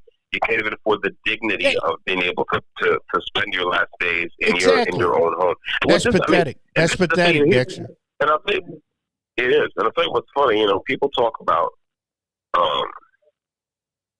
people get all weepy about slavery, and with good reason. But it's very interesting that a lot of people don't really see that. Especially having to pay very high, kind of almost ruinous property taxes, no matter what, right, is a kind of slavery. Because if most people don't buy their houses cash, so you take out a contract, you take out a mortgage, okay, take out a loan, mortgage, debt contract, right? It's supposed to be for the rest of your life, but somehow you strip and save, and you hustle, and you work 2 jobs, you do whatever you have to do, and you pay off your mortgage, right? That should be a time when you can kind of sit back and relax, but you can't, right? Because you have to keep paying for this property that you own. Now, we can all understand that there's some things that it makes sense for the community to pay into, so that you have these services. Okay, we get that, but in my opinion, it's gotten way out of hand. There's no, like you said, there's no good reason. It doesn't make sense that a senior citizen, someone who's been a productive member of society, right? As a homeowner, there's no reason that he should face ruin,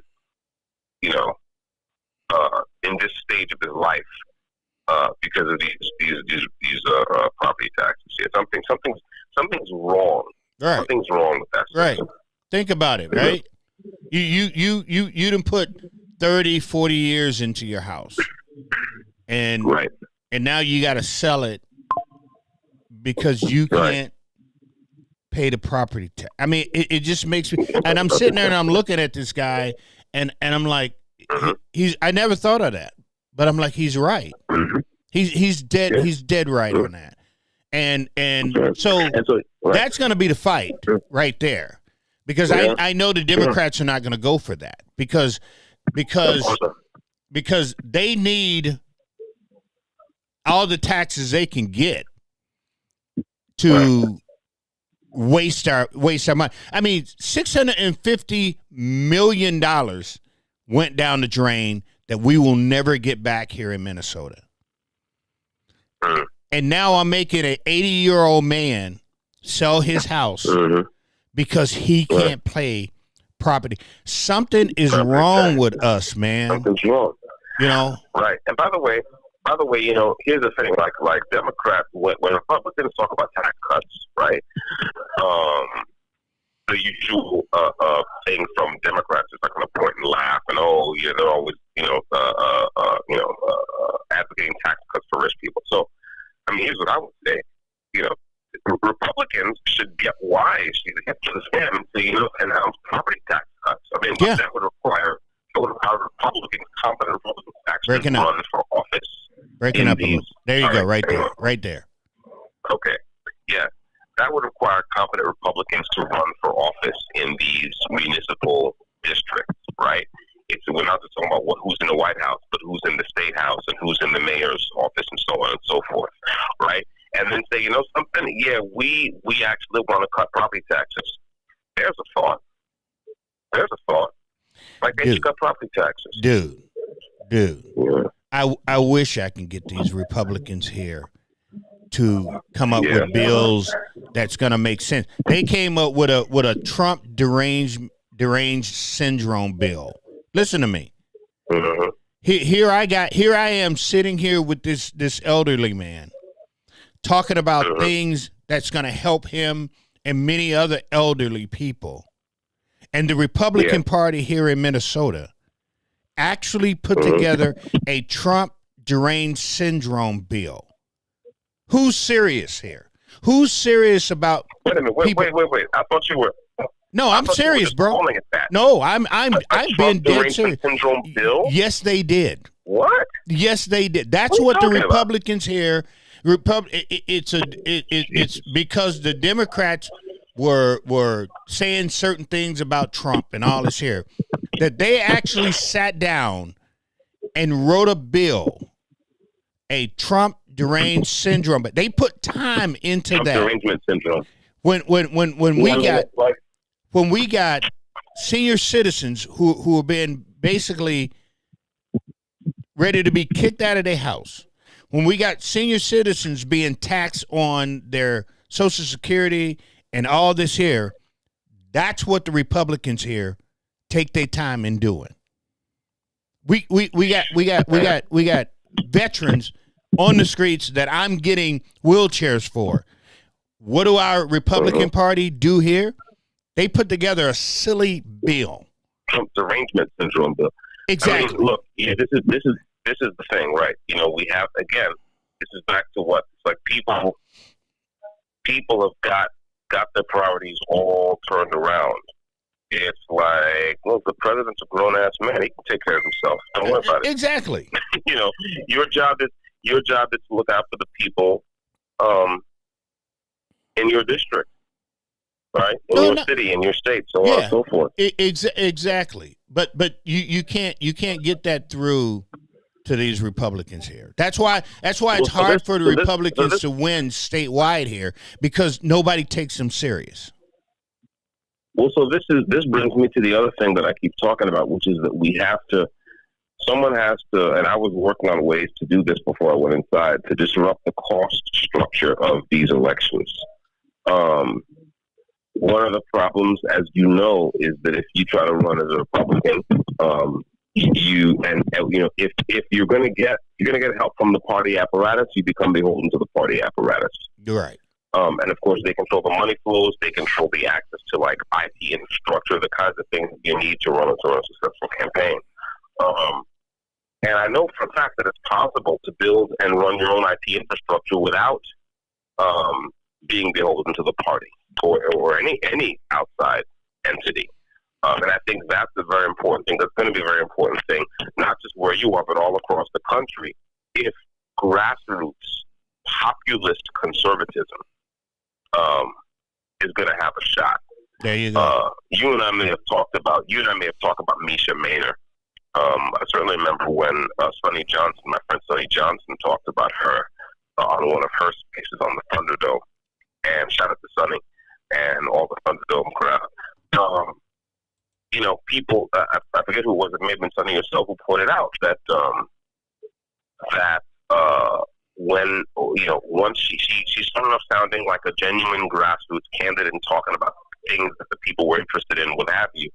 And the moment she started taking money from the RNC or whatever body, she started sounding like everybody else, like we're the usual suspects. And I think her guest speaker pointed out that that's what happens, right? Is that once you get beholden to that party apparatus, they tell you who you can talk to, they tell you who you can interview with, they tell you where you can go, they tell you what to say and tell you what not to say. That's not good enough. That's simply not good enough. It's like, no, absolutely not. And so that's why so many people who might otherwise be talking about the things that you and I are interested in end up sounding like the usual suspects, end up sounding stupid, end up using the same dumb taglines that the usual suspects are always using, and hoping to get to get applause from it. And you know who I'm talking about when I say usual suspects. Oh yeah. You know what I'm saying? Yeah, so I know exactly what you're talking about. This is the thing, and then they wonder why they can't win. Well, you can't win because you sound like the other dude the other sorry ass candidate who said a bunch of bullshit no one cared about, and just build himself as a conservative without actually proposing to conserve anything. And then also, the whole thing of conservatism. I was thinking about this today, because part of the problem with American conservatism right now is that, well, it's not just a problem right now. I think we look. If you want to conserve things, you have to be comfortable with a role as a builder. Conserving is building. I mean, in other words, if you want to conserve a building, you can't just sit back and watch it age. That won't conserve it. The building will fall apart because that's what buildings do, right? Like if you're going to conserve a building, you've got to be inspecting the roof. You got to patch the roof. You got to be looking at the plumbing system. You got to be, plugging up the leaks. You got to redo the electrical system every few years. You got to do this. You got to check the basement, check the foundation, what have you. Conserving is building. And I think too many people who call themselves conservative just think that they can mouth some platitudes about the free market and call it done. It's like, no, that's not. Also, that is not good enough. That is not good enough. True conservatism, I think embraces the idea of limited government because it understands how that while government is necessary, it's also dangerous. So we understand the need for limited government. We understand the need for an economy that is not a planned economy, that is not a command economy. We can't have governments setting prices for everything from the top. That's bad. That's a bad idea. That never works. And we have to understand that human nature is human nature. Human beings require a society, a more or less stable social system. They require families. They require these certain basic things. And these things can't be wished away. They can't be designed away. They can't be engineered away. They have to be accepted and dealt with. That, to me, is real conservatism. But I think too many conservatives just think, well, yeah, man, all we have to do is talk about the free market and just lay in the cut. It's like, well, no. You have to conserve things. And so, of course, people who are on the fence, people who are in the middle, who are trying to figure out where to line up, why should they go your way if you're conservative? All you care about is just, you're again, repeating platitudes about the free market and watching the market destroy things that conservatives should be working to conserve. So, end of rant. But you know what I'm talking about, right? Yeah. No, I definitely got what you're talking about, bro. On that. I mean, even in my case, right? I mean, you think about my situation in New York State, right? Why did who allowed conservatives are and a lot of conservatives you meet will proudly say that they're originalists, that they're something here in the Constitution, that this is okay. So how did New York State get to this state of affairs? How did we get to a state of affairs in New York State where the state says, hey, listen, the Second Amendment doesn't exist here. Get used to it. Now, I understand that how democratic regimes pushed up to that point. But we didn't only have Democrats in office in New York State since, let's say, the Sullivan Act, right, 1911 or whatever that was, right? So I don't know. Well, it's like because conservatives were too complacent. They weren't actually trying to conserve anything. That's the problem. And New York State isn't the only state, obviously, where this kind of thing is a problem. In large swaths of this country where people simply don't enjoy, even if you just limit yourselves to the Bill of Rights, people do not enjoy equal protection under the laws of this republic. Is that something that so-called conservatives are interested in? Really? Because, I mean, the conservatives that have taken interest in my case tend to be the grassroots ones, right? They tend to be, my MAGA people and, some of my libertarian brethren and, liberty fighters, people like Jeff Charles, Sonny the Don, Sonny Johnson, and so on and so forth. But I don't hear a lot of kind of people with big names and big microphones talking about this. And I think that's odd. Yeah. You know, after hearing so much talk about the originalists and the Yep. Constitution does what it says, you know, from my cold dead hands and all this business, it's like, okay, well, where is everybody? You know what I'm saying? I know where the liberals are. The liberals don't want no part of this, right? Because they're vehemently against the Second Amendment. Okay, well, that's their thing. But where are the conservatives at? Well, let me Funny, isn't it? let me do this here real quick because you know we gotta take our break here real quick, and it's funny that the hats you guys are looking at. This is my red one. I stand with Dexter Taylor with the carbon mic there. You can get these here. Carl has that on the link. If you go to You Are a Smartass Carl, it will tell you. Isn't it you are a smart ass C, or does it say the whole word? It says the whole word. I'll tell it. Oh, okay, my bad. Well, that's what he has. Well, the handle. Well, the handle says, "Yeah, you're a smart ass C." Yeah, and the name is the You're a Smart Ass Carl. If you type either one in the search bar, it'll pop up. Smart ass will get you there. Yeah. So if we got these in red and we got these in black. These hats. I stand with Dexter Taylor.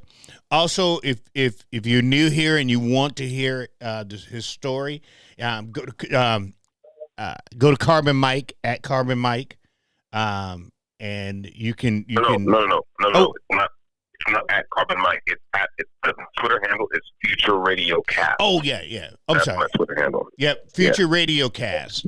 That will be on there, and that'll give you a link and drive you to that page, so you can read up on Dexter's story if you're brand new here and this is your first night with us talking to Dexter Taylor. From what prison is that you in, Dexter? This is Coxsackie State Prison, which is in the town of Coxsackie in upstate New York, about 2.5 hours outside New York City. Now, is that packed? You got a lot of people there? It's a relatively small prison. I think there are fewer than 1,000 people here. Okay, all right. So is that like that's not like a maximum state prison? Oh yes. Oh, it is. Oh yes, it is. Oh yeah. It's a Class A maximum security prison. So you don't just have.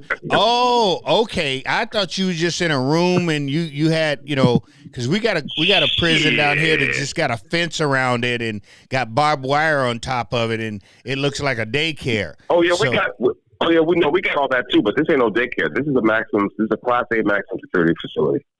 Oh, holy smoke, yeah. Man. Yeah, they wasn't messing around. They was like, we're gonna take this to the fullest, and we're gonna stick. Remember, according to the state of New York, right? For a law-abiding citizen with no criminal record, to possess a firearm in his house without asking the state for permission is a violent crime. That is the way it's categorized, right? So. There's layers on layers of nonsense. It's just, yeah. And that's your government, people. That is your government. That they could pull the wool over our heads like this, and they can do certain things like this, and it's almost not like there's nothing you can do. Well, I mean, there is something we can do, but again, first we have, like, for example, you said it's your government. Well, technically. It's the New York State government, right? But of course, the federal government, in form of the ATF, did drive the search warrant against me because the federal government, for years, has routinely spying on American citizens. That's what happened here, right? The ATF was spying on me like it spies on dozens or hundreds of thousands of Americans. And then, dropped the dime to the local authorities and got a magistrate to rubber stamp a warrant and move on to the races, right? So, people will say, and you heard people say this, or I've heard people say this, well, I don't live in New York and it's a hellhole anyway and da-da-da-da-da, what have you. But, like, again, this is a typical and retarded conservative response to things like this. This is an American problem. And just sitting back and being ultra satisfied with the state in which you happen to live is part of the reason why many states that used to be reliably red years ago are now blue. Now, of course, I don't care about the red and the blue so much. I care about the actual conservative values. But the fact is that the values have definitely followed, right? Lots of things that we should care have gone down the tubes in places where we didn't think it could happen, and it's happening now in places where you wouldn't think. If you talk to Jeff Charles and Bonnie the Don about what's going on in Texas right now, some of that stuff would surprise you if you think of Texas as a red state. So we have to be vigilant everywhere. This is, just like people, I think people, it's funny, some of my conservative brethren have this weird kind of, thought pattern. On the one hand, they'll wax poetic about, one world government and, these socialists. You have 1 minute left. Everything. And you and I have both heard this rhetoric before. And then they'll turn right around and say, well, none of this affects me because I live in so-and-so state. Yeah. Really? You think they're going to leave you alone because you live in that state and not this one? Is that what you think? Well, you know what? Anyway, I'm going to drop the call. Okay. I'm dropping come back because I just heard Minute Maid yes, sir. chirping up there. I'll yes, be sir. right back. All righty. Yep. Bye. The caller has hung up. All right, people. That's Dexter Taylor, like he was just explaining that he's in a match, which I didn't think it was. All this time I'm thinking that a man who hadn't murdered anybody, who hadn't killed anybody, who hadn't done anything really to anybody, they would stick him in one of those barn type areas where they make sure if they went too close to the fence that they got a zap on the neck or something. That's what I always thought that it was kind of like. Come to find out, they stuck this man as if he was a serial killer. The man is in a maximum prison, like he's a serial killer. That's the government for you, man. The government is, and there's nothing you can do. So this is why we're fighting, and this is why we do this. This is why we have Dexter on, not only so you can hear his story, but also because, like I said, when you get locked behind them walls, those walls can do something to you. They can make you different. So we give Dexter an outlet so we can talk to him, so we can hear from him. I mean, I've been knowing Dexter for a while. Carl's been knowing Dexter for a while. A lot of people who follow Carl and I have been knowing Dexter, and that's how we all have kind of linked up through Dexter and his story. Was talking to Dexter when he was out before he went to court and before they in-housed him incorrectly, where, like I said, if you're talking about a true political prisoner, this is a true political prisoner. And it'd be nice if we can get these people who are in charge there in D.C. to take a look at what these people of New York has done to this man for only doing what the Second Amendment and every American have the right to do, is to assemble a firearm. We all have a right to do that. But in New York, they have put so many stipulations on how you can do it, when you can do it, what you can do, what you can put together, what you can't put together. So like I said, he didn't know, didn't have a clue. And the bills pass so quick and they go by so quick, you just don't know. And it's scary. And they made it that way. So they take a black man. And another thing, show you another thing they did. So they take I do believe, I may have this wrong, and we'll make sure when Dexter get back that if I'm wrong, I'll clear it up. But they took a white judge off of his case and put a black woman judge on the case. Think about that for a second. Think about it. Oh, no. Because if we have this white judge, y'all can call him racist. So we're going to put this black woman on there who has nothing to do with the Second Amendment, who has zero clue when it comes to a citizen having his rights. That's who we're going to put on this case. And that is what they did. That's why Dexter is in prison right now. That's why he's in prison right now. It's not because they did anything right, because they didn't do anything right. We're back, Rev. What they did was wrong. Period, point blank. Hey, Dexter, I was going to tell you something else, too. Yes, sir. So, like I said, so this Sunday, I basically the black church pretty much hold all the cards as far as votes go in Hennepin County, right? So I went around to the black churches in Hennepin County. The Democrats have been in Hennepin County for so long that they've got these people. I mean, I was told point blank that as long as I don't run as a Republican, they would vote for me. Wow. I was told that point blank. As long as I have nothing to do with the Republican Party, they would vote for me.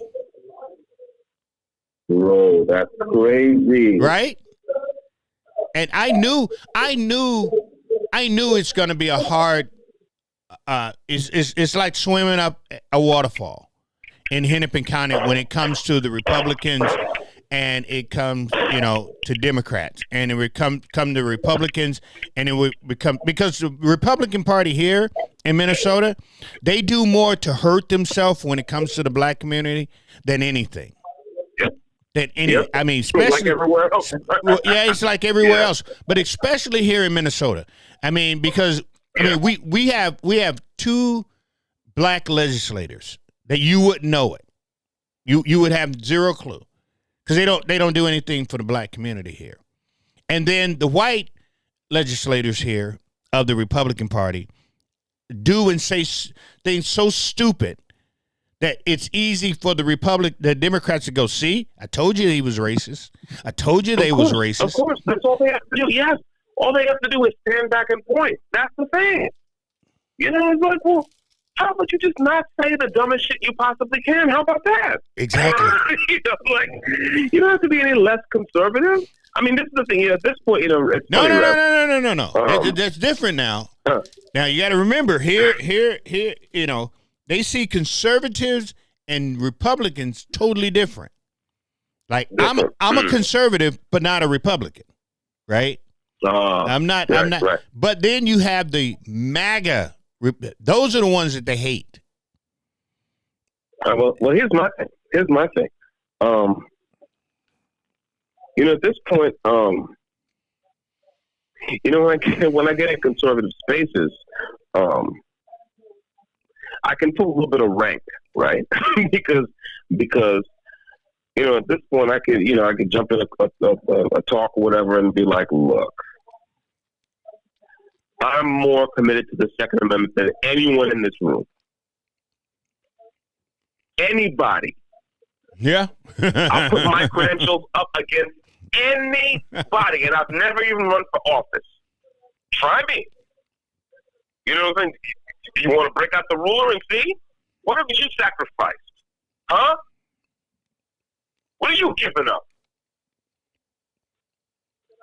Huh? You posted some stupid-ass pictures on Twitter to get a laugh from your crowd, and went home and slept in your own bed that night. What the fuck you know about conservatism? You see what I'm saying? So, at this point, Rev, today, now where I am, and in 2020, there's no excuse I will accept. There is no excuse I will accept. If you're, I don't care what, conservative, populist conservative, MAGA, whatever, if you can't if you hold with the kind of the basic ideals of republicanism, and you can't make traction in the black community, it's your fault. Bingo. I don't want to hear nothing. Bingo. I don't want to hear it. I don't want to hear it. And I'll tell that to anybody. Well, you know me. Like, getting me to shut up is the biggest problem. So yeah, I'll tell it to anybody. It's your listen. Don't because listen. Don't come at me with the whole well, the Democratic Party has a brainwashing machine and they're using it. It's like, listen, you can argue for personal responsibility, or you can argue that your political opposition can somehow turn people into zombies, and that's why and it's not your fault, and you didn't do anything wrong. Choose one. Choose one, not both. Yeah, but they hurt everybody else too, Dexter. You know what I mean? Of course. But what I'm saying, but what I'm saying is, it's like, this is, again, it's 2025. It's 2025.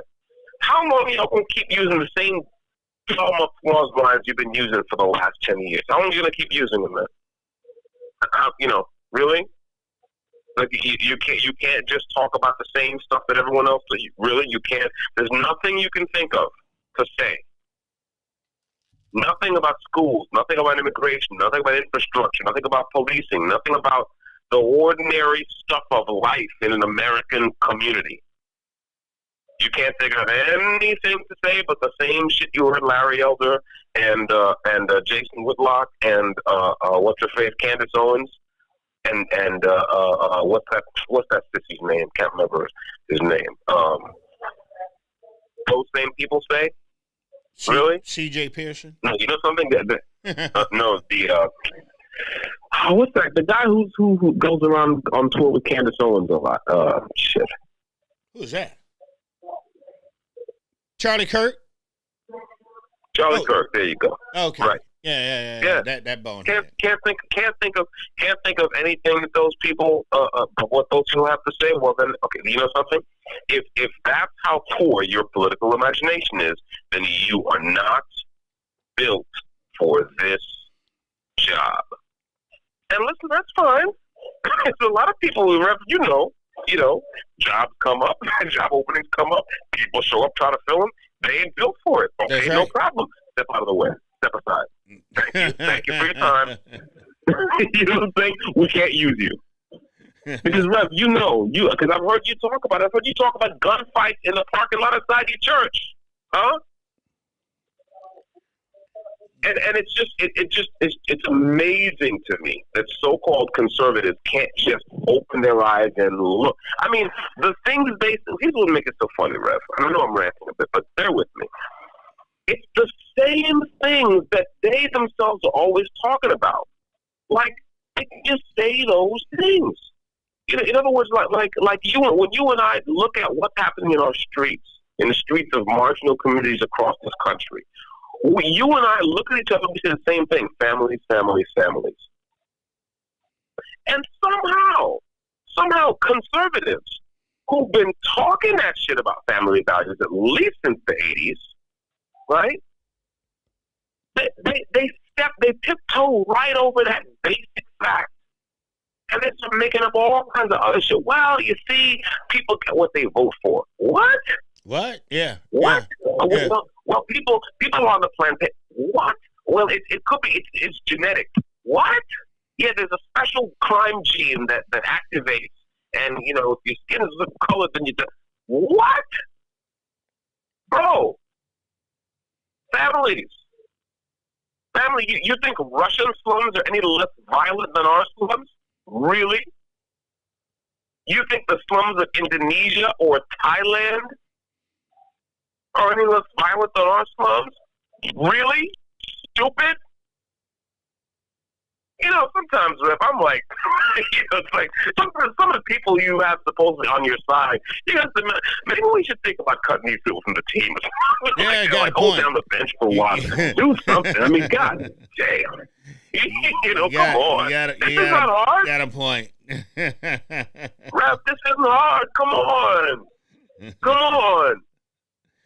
Yeah. It's like, yeah. So I'm very glad you're running because, we need some fresh blood, some fresh air, We need some people who just gonna, call it straight, who are not always trying to throw shade on a whole community of people simply because of how they look. You know what I'm saying? Yeah. We need, or how they have voted in the past. Because like I always say, like, I don't care how you vote. I don't care who you voted for. Who you vote for now. I don't care. Let's sit and reason together like human beings about what is happening to us and how we can help fix it. That's what I care about. But some people don't care about laugh lines or memes or what the fuck ever. So let them do that. But it's like, Rev, yeah, we need you out there fighting that fight because, jeez. Well, that's my whole platform is just trying to get people. Yes, sir. Is trying to get people to understand that this isn't about a party, man.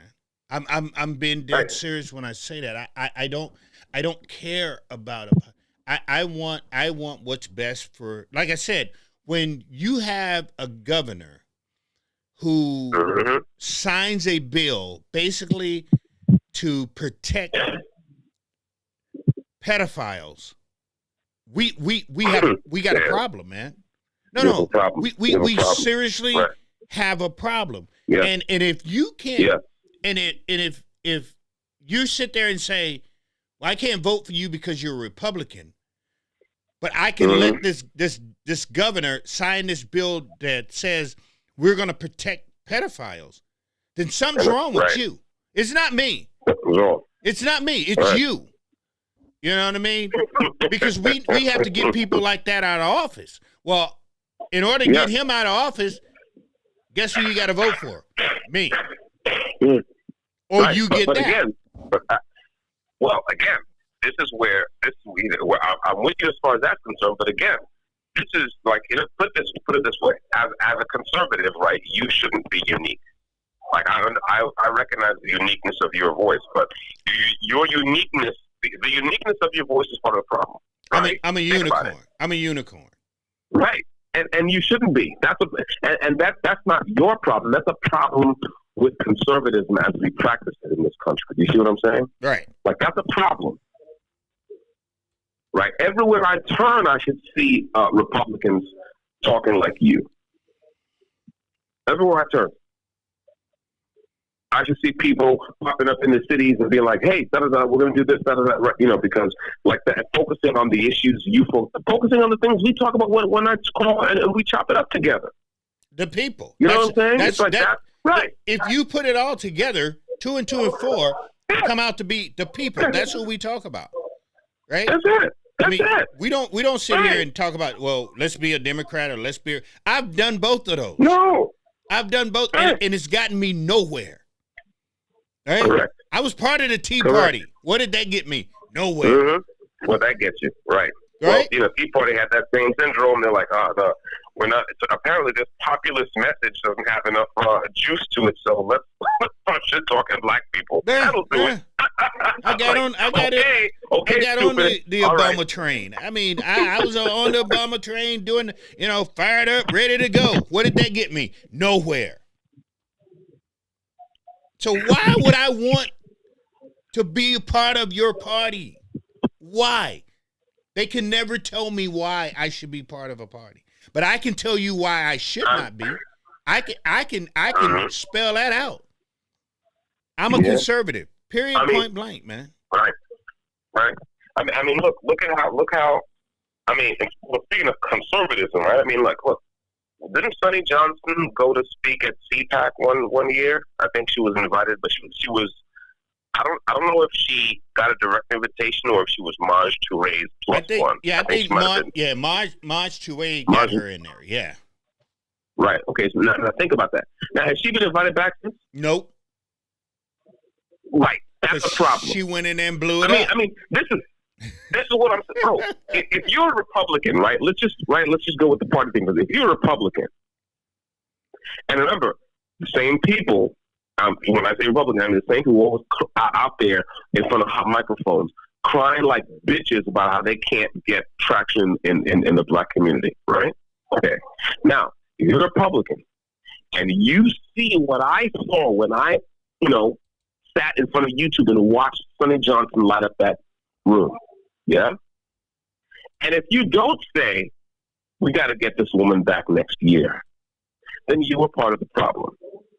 I mean, I'm just being honest. Do you know what I'm saying? No, I know what you're saying. Like, why has she not been back? Why? In other words, the fact that she hasn't been back is a. And listen, I'll take all of this back if I find out that they sent her invites every year since and she turned them down. If she tells me that, then I'll take this back. I don't think she's been. But I don't otherwise, think she's been invited back, though, bro. Invited back. That's what I think. Okay, so if that's the case, then yes, y'all are retarded. I'm sorry. I'm just being honest. Like there's never been a more staunch advocate, yeah, for prosperity, for private capital, for enterprise, for family, for all the things we care about to get our communities working again, huh? And she got up there and laid it all on one, didn't pull any punches. And how come they haven't had her back? That's a problem for them. Not her problem. It's not her problem. It's their problem. It's not Sonny Johnson's problem at all. It's their problem. They have to fix that. I'm sorry. I mean, you know? I mean, and then you want to come and say that oh yeah, black people. No. You are not doing what you're supposed to do to make common cause with the people who are your natural allies, and that's your fault. So we'll see if the next few years are any different. I'm cautiously kind of optimistic because at the very least, I've heard people start mentioning the black working class, which has always existed, but a lot of people will talk like it's not a thing. Yeah. I've heard people start to mention that in the wake of this last election.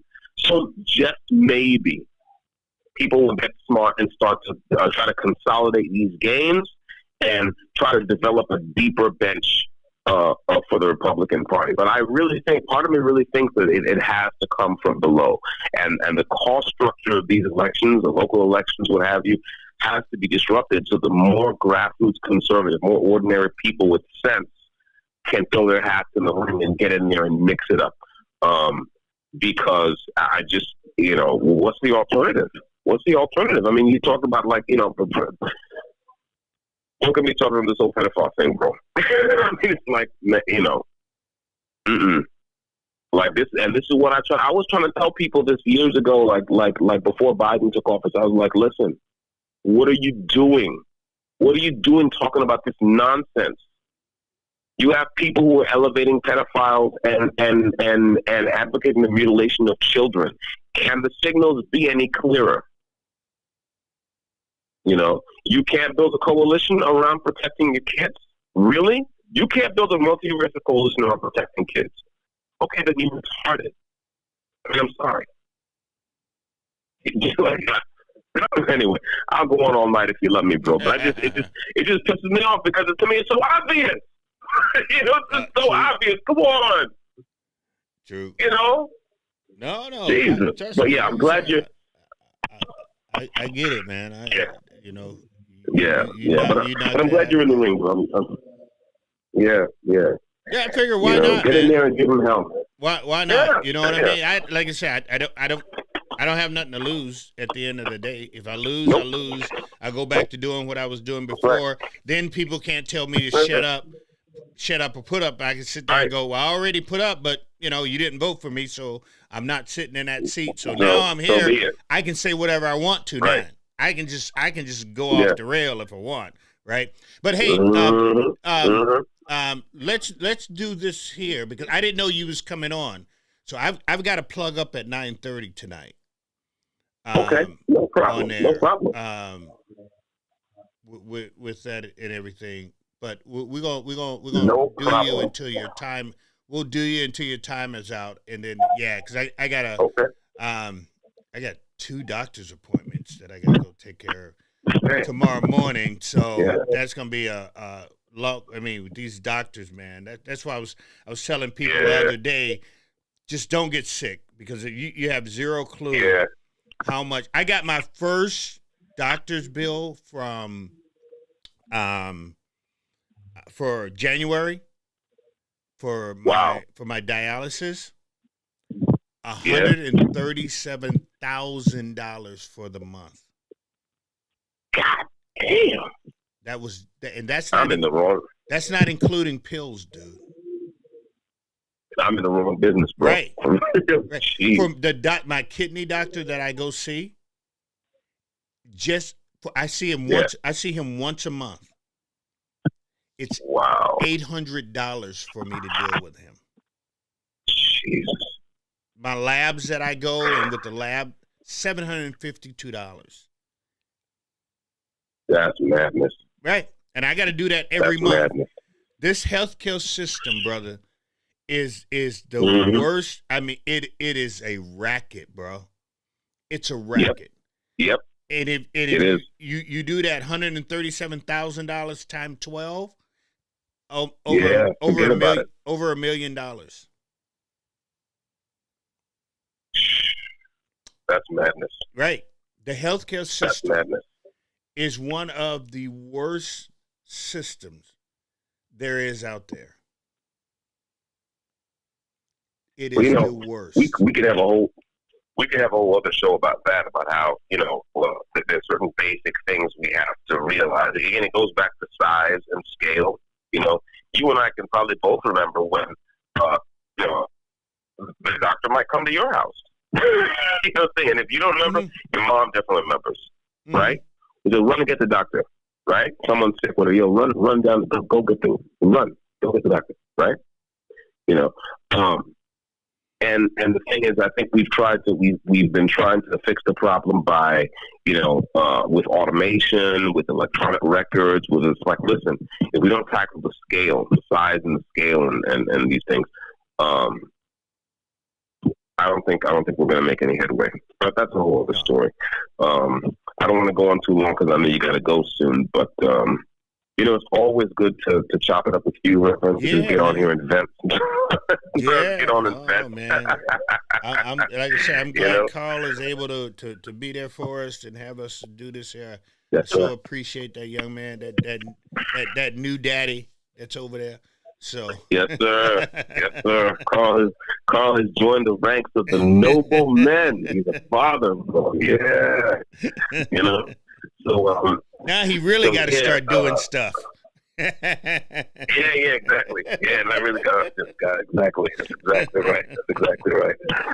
So listen, I'll wrap with this, right? I like I heard a bit of what you said about the Justice Department, reaching out to them.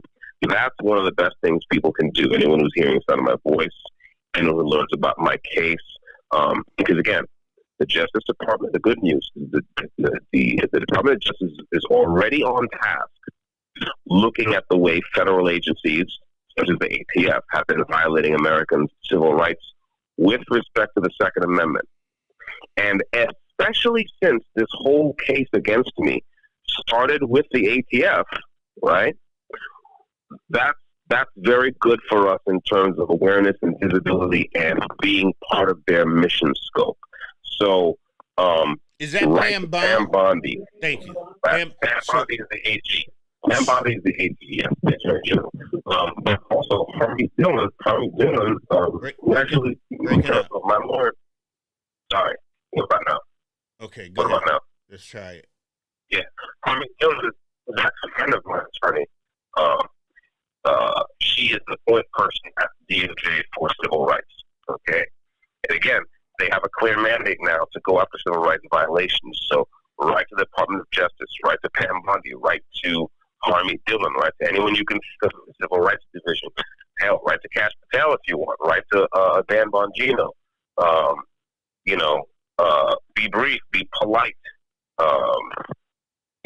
Add link media. If you email them, send them a couple of links. And I have a link tree with links to all my or almost all my content. My link tree name is Carpus_Mike. There's plenty of interviews and articles and write-ups to choose from. Reach out to these guys because the sooner we can get the Justice Department to kind of look into the civil rights. Thank you, brother.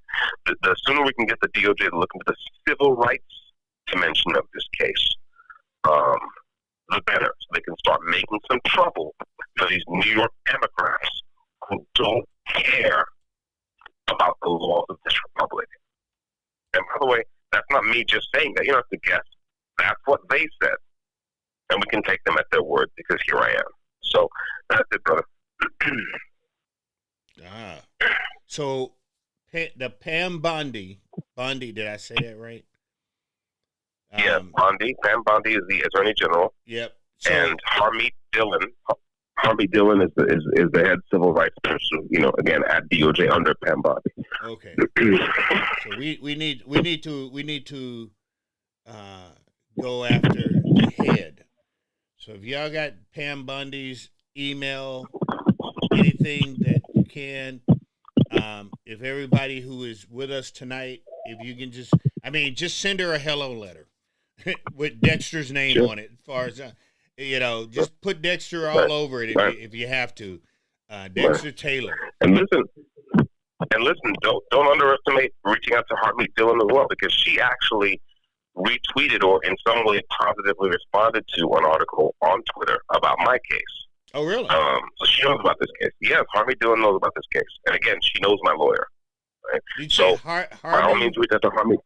Harmeet, her name is spelled, her name is spelled, first name Haremeet, last name Dillon.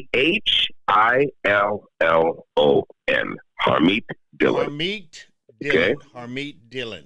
So that's we right. can reach out to Harmeet Dillon and Pam Bondi. That's who we need to reach out when it about Dexter. If we can get into their ear, and hopefully they can look at this case and realize that this is just a travesty.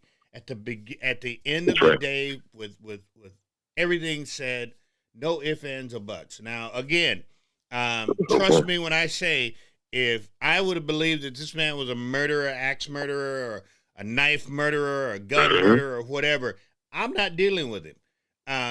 But I can't let fairness go. You know what I mean? I've got another dude that I'm dealing with. His name is Philip Vance. He's in prison here in Rush City. He went in when he was 16 years old. He's 30-something years now. He's been in there for almost 18 years. So we're trying to get Philip Vance out also with what has happened and with this justice system. But again, Pam Bondi and Dillon, please, Harmeet Dillon, please, ma'am and sir, if you can reach out and we can get something done. There you go. All right. Well, I thank you as always, brother. Oh, no, man. God bless you. God bless your family. Yeah, man. You know what we do. We just do what we do.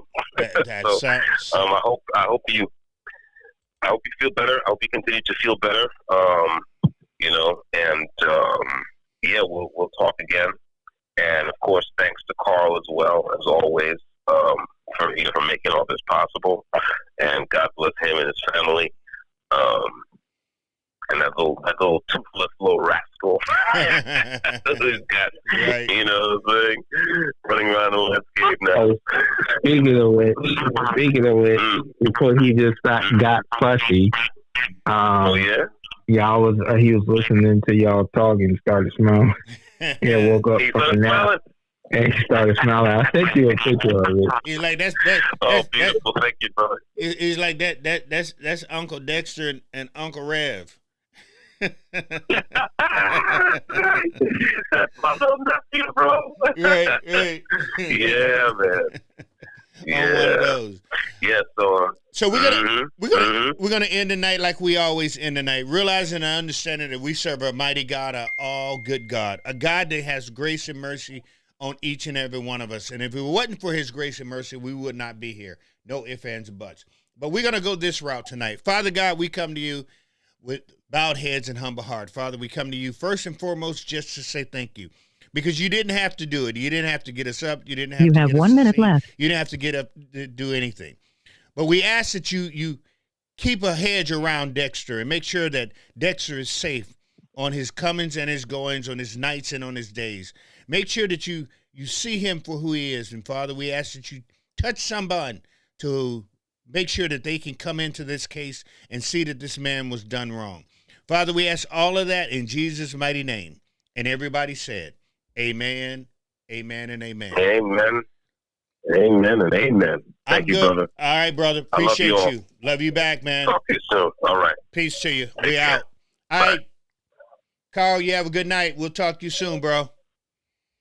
The caller has hung up. You too, Raptor. All right, bro. Bye now. Bye. Peace, fam, and we out.